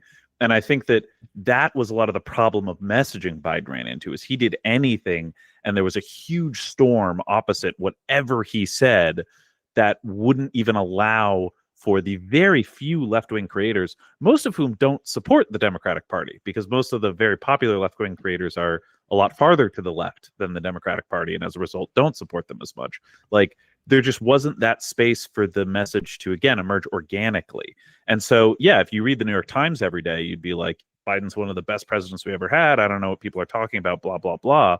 But then so much of the conversation, especially during COVID, moved online. You suddenly had all these people who had never really had like social media accounts, never had Twitter, X, whatever accounts. These boomers and all these people got online in a way that we hadn't before. And suddenly there was a massive shift in how people were getting their news.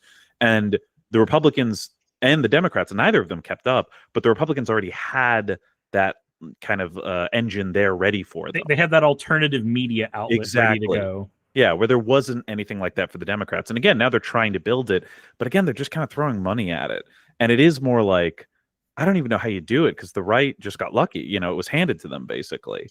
You had the Koch brothers funding PragerU, and you had the PragerU. You did have that. You had the PragerU guest spots being a lightning rod for right wing creators who might not have had a chance. Like there's fair. You're right. No, that's a good point. There were a lot of steps that were taken there that got built up over a long period of time. Because like I remember Christopher Hitchens talking about his arguments with Dennis Prager, and that was like early aughts. So that was an infrastructure that was being built up over the course of 20 or 30 years. And the Democratic Party is just now realizing they should have been building that same kind of infrastructure, and they don't know how to do it. Yeah.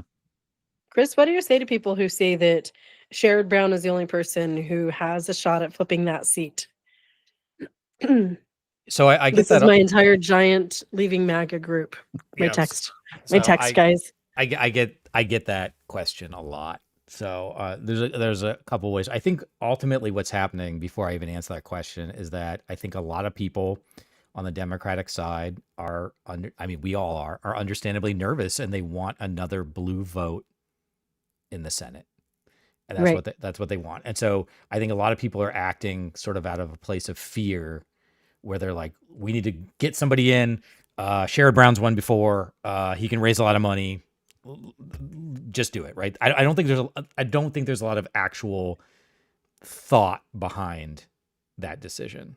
I think it's an emotional reaction. And then the second thing I kind of say is that I'm curious what metrics we use for that, because he just lost to Bernie Moreno in 2024. So he's not, he's capable of being defeated. And for me, I guess I can only really answer the question for myself, which is, at the end of the day, when I think about Sherrod Brown, I know his family. I'm friends with his daughter. We're not like best friends or anything, but we've known each other for a while. And I just, as a voter and as somebody who's voted Democratic for a long time, I don't see him as the leader that we need right now. I just don't see him as the guy that's going to stand up to some of the atrocities that are happening right now. And I don't see him as somebody that will push back against perhaps like Chuck Schumer when we need to. Like, do we really think that he's going to push back against Schumer, the guy that flew from Washington to Ohio, to convince him to run? Like, it just doesn't jive for me. If you want to get down and out in it, I've said this multiple times on this stream, where we are right now is the result of decades of policy decisions that have gotten us to this place, some of which Sherrod Brown is responsible for. He was in the House and the Senate for many years. I think he's been like a politician overall for like 35 years. And so I think you just have to ask the simple question, which is, if he's been doing these things for the past 30 years, and yes, he's done great stuff with unions, great stuff with teachers. Like, I'm not denying many of his accomplishments, but I think he's also responsible for a lot of the position we're in, not him specifically, obviously, but as a congressional body. And I have not seen anything since he started running, and I watch his videos pretty closely, that convinced me that he's going to be willing to push or fight or do anything that we have not been doing for the past 15 to 20 years. Is he just a warm body that they think is going to win? Yeah, like, he's not particularly impassioned. Yeah, I think he's a good guy. I think he's done good things for Ohio, but also he's 72. He's been doing this a long time. Like, there's no one in the fucking world that's going to convince me that he's going to have more energy and put in more effort than I would. He lost last time. Why is he going to win this time? Yeah, even if he happened to win, like, I could outwork that guy. And I'm not trying to throw shade. I'm just saying, like, I run 2 businesses. I teach a full-time teaching load. I throw the industry's largest professional development expo in the Midwest, which I created from scratch. I'm pretty much the front face of the video game industry here in Ohio, which I also helped to create from scratch. Like, it's just very few people can outwork me. And this feels like a time where we need folks that are going to step into the ring and be willing to throw hands, metaphorically, just for anyone watching on the YouTubes or whatever here. Well, we had some hands thrown in the House, literally. Yeah, that is true. That is true. What was oh my God. Yeah, when we couldn't elect the speaker. Yeah, sorry. But yeah, I just think that the larger point here, and I guess I think, Andrew, you said this, like, that's why we have primaries, right? Like, I am a voter. I am running for Senate, but I'm also a voter in Ohio. So like, convince me, Sherrod, convince me to leave. Like, again, this goes back to all the notes I've been writing during this whole 3-hour segment, which is at the end of the day, you have to look at the message under all the noise, right? And so I think you can easily make the case where you're like, well, why should somebody vote for you instead of Sherrod Brown? I would make the case is, why should I vote for Sherrod Brown over me? Sherrod Brown has not convinced me to vote for him right now. And I am, while you were gone, Jenny, we looked up the stats. It's about about 1.6 million people in Ohio are Republicans. About 817,000 are Democrats. 5.7 million registered voters are unaffiliated in Ohio. They do not have a strong allegiance to either party. So if you can't convince me, like, I'm a sucker, I'll vote for Sherrod Brown probably anyway, right? Like, that's just how it is. But like, me as a voter, if I wasn't somebody who's like, okay, I'm going to vote because I don't want my country to fall apart, you ain't going to convince somebody like me to come out, to get off my... Dude, there's so many new video games coming out over the next year. GTA 6 is coming out next year. You got to convince me to get off my couch to go vote. I could be playing some GTA 6. So anyway, I'm being slightly hyperbolic here. No, if Silk Song had come out yesterday, I wouldn't be on this podcast right now. Oh, okay. Good. I'm good to know where our priorities are. I do really want to go back to playing Pokemon Legends ZA. Not gonna lie, I'm kidding. So I am gonna throw this out there. One of the companies that we worked with, I've helped him. It's called Mole Maiden. It's a really cool game. Came out on Steam. I would check that out. I don't know. I'm not an investor in him. I don't get anything out of it, but he's a cool guy. And the weekend he released his game was the weekend that Silk Song decided to come out. Oh, man. And so you could see the look on his face, because they're very similar games. They're side scrollers, they're different vibes and everything, but you could just see the look on his face where he's like, I'm dead. Yeah. I'm not going to be able to compete against that. But I don't know. I mean, Jenny, you seem to like me. Like, what is, how do we beat Sherrod Brown? How do we win the primary? How do we Mamdani this thing, I like you because after so many politicians that I've interviewed and had conversations with and spent time with, you're one of the few who I think has the capacity, the skill set, the work ethic, the intellect, and the expertise to actually do the job, while also just understanding everyday life. Because there's certainly some people out there that have lived, behind the gates of country club neighborhoods, and their whole family is politicians, and that's, they're the lawyers and whatever. And yeah, I think that they do a good job, and they don't represent me. You are that bridge. So to me, that's what hooked me with you. What hooked me was, you understand what it's like to grow up in the suburbs. You understand what it's like to actually have a job and not be a trust fund baby. But then you also took the time to educate yourself. And part of it is just you were born smart and capable. So that's what it is for me. You are the total package. You're the bridge. I'm sick of these. Honestly, the class warfare issue, I'm sick of people in the White House and people in Congress who don't have any idea what it's like to take, where's my food stamp here? Somewhere I have. After my divorce, I became homeless.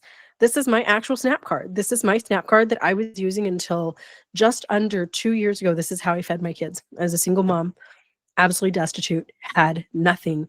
And my SNAP benefits didn't last the whole month. There was always this week at the end of the month that I literally was scraping mold off of bread and watering down the milk. That's how I lived.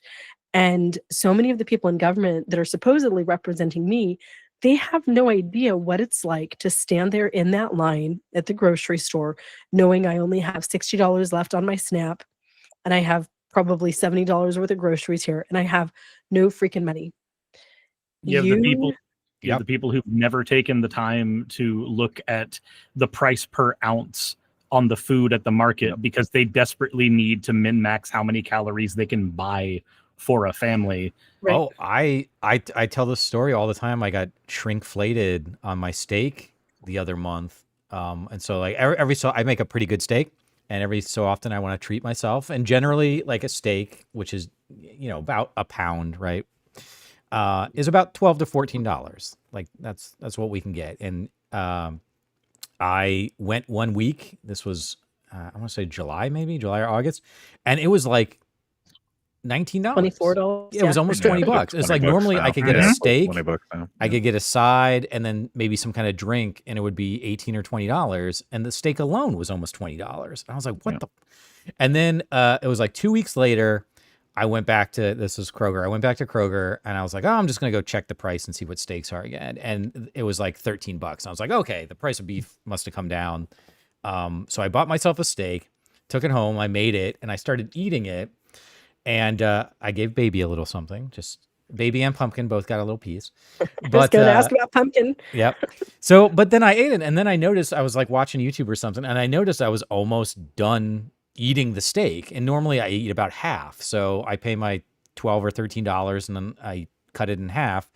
And I was like, I'm getting close to the end here. And so I got up and I went and got the package out of the trash can, and I looked at it, and it was $13.40.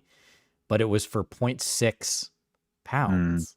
It was like, almost half of what it normally would have been. And I was like, so the price didn't come down. They just reduced the amount. They shrinkflated me. Yeah. Right.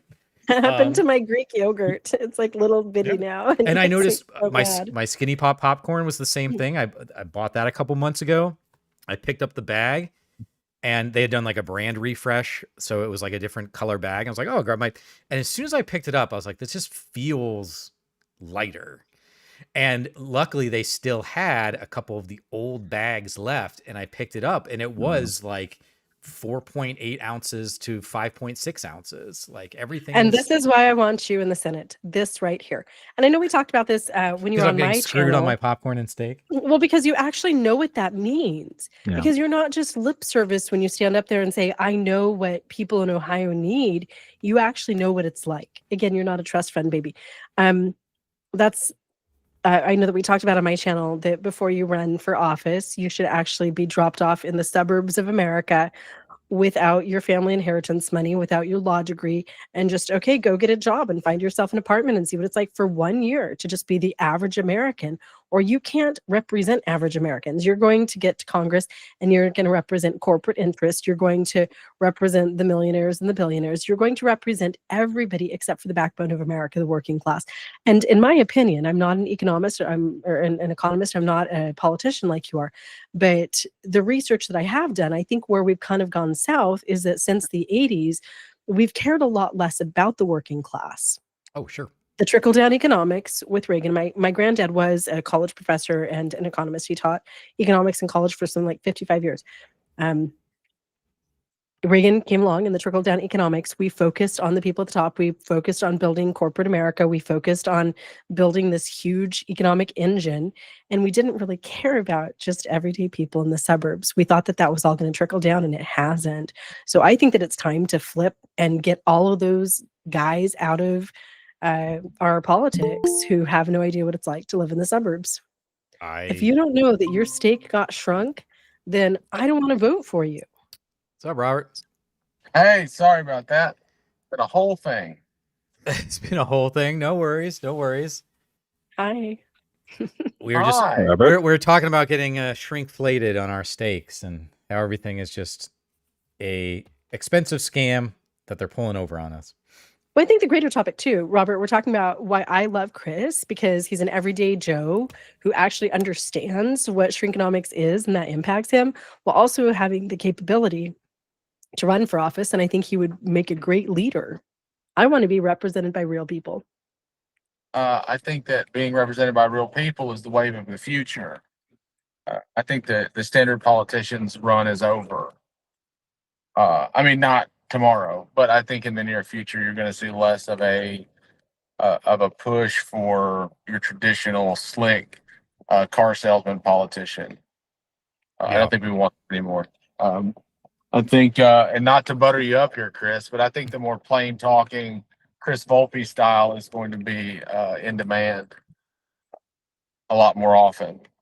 Yeah, I think so. I mean, even just taking me out of the equation for a sec, I've just noticed that with all the nonsense around social media and AI, I mean, it was just like you don't even know it's real anymore. People are really looking for just authenticity, and I'm seeing a lot of folks, like both in our video game community, but in other communities with my students, they just want to get together and like maybe they're playing a game of D&D or something. They want to go to a place and be around people. Not that internet connections aren't real connections. I mean, you're talking to a guy who's played a lot of World of Warcraft. But people are really looking for just authentic Relatability, connections. too. Yeah, relatability. And I I think just want a real person. I think that's what Trump did offer in some senses. I mean, it's all a scam, right? It's all a facade. But I think he Right, did. because he's a billionaire New York developer. Yeah, he doesn't care about you. But we were talking about like Hakeem Jeffries a little bit ago, right? Like I don't have anything personally against Hakeem Jeffries. I think he's a nice guy. Like I've heard him talk, but when I see him on interviews and when I see him do some of these like statements at the pulpit, you know, in front of Congress, my eyes just gloss over. It's standard. Like I think he was on doing an interview the other day. He talked for like 4 or 5 minutes, and I don't think he said anything. Like he said nothing. And so I think people are really just dying for authenticity. We're seeing that in our media as well. A lot of movies and TV shows that are like well regarded are really coming from a place of like heart, I think, which is really interesting. I don't know if you guys this is sort of a total side thing, but I watch a lot of like reaction channels and stuff, particularly younger people, because video games and movies, I'm just kind of curious like what younger people think about these things, or maybe people from different parts of the country or from out of the country. You know, like does the story still vibe with people? Like does the comedy a lot of times, like, you know, a lot of the comedy in the 80s, it ain't gonna fly today, right? But just like listening to how these people react, and the thing that I've found again and again and again is it doesn't matter when the movie was made, it doesn't matter what the topic is, but if you're talking about characters, like authentic characters that are having meaningful relationships and interactions with each other, people respond to that. And it sounds so stupid, right? Like it's not a new idea. So Robert, we were talking about why people should vote no. There's some other good candidates in Ohio. Well, I should mention too, because people are watching, but I do have a donate link. You can go to volpeforamerica.com/donate, or you can click on the QR code that we have there. Because that's another thing that Jenny, you and I have talked about, but like at the end of the day, a lot of it comes down to money too. Yep. Like being able to just pay campaign managers want to eat, being able to print flyers. Like I've got a lot of people that help me with a lot of stuff. So we can we run a really effective lean campaign, but like you still got to pay to get stuff out there, right? Like things still cost money. So I think that people are really wanting to be represented by people that are relatable, that they can connect to, and people that they can put themselves in front of, and not, like I said, I hate to keep using the idea of like the traditional style politician, but I don't want to elect another person that I'm never going to see again, that I don't feel like I can have a conversation with, that understands where I'm coming from. And I won't say Chris specifically because I don't want to make him feel weird.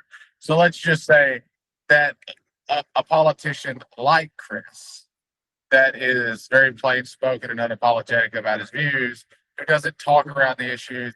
And I will just say this, I have a video, I promised it like 6 weeks ago, but I will say that it'll come out the weekend before the election. Absolutely. But it'll be real good. But I will say that, just ask me anything. I don't care. I don't want to be prepped on it. Just fire away. Yeah. And that's, that's not the normal candidate interview. I'll talk about it. I mean, you are doing me the courtesy of having me on your show. Mentioning too is the fact that you are running for Senate. Like you are running for a federal seat, but in the state of Ohio. And I think Ohio especially has been a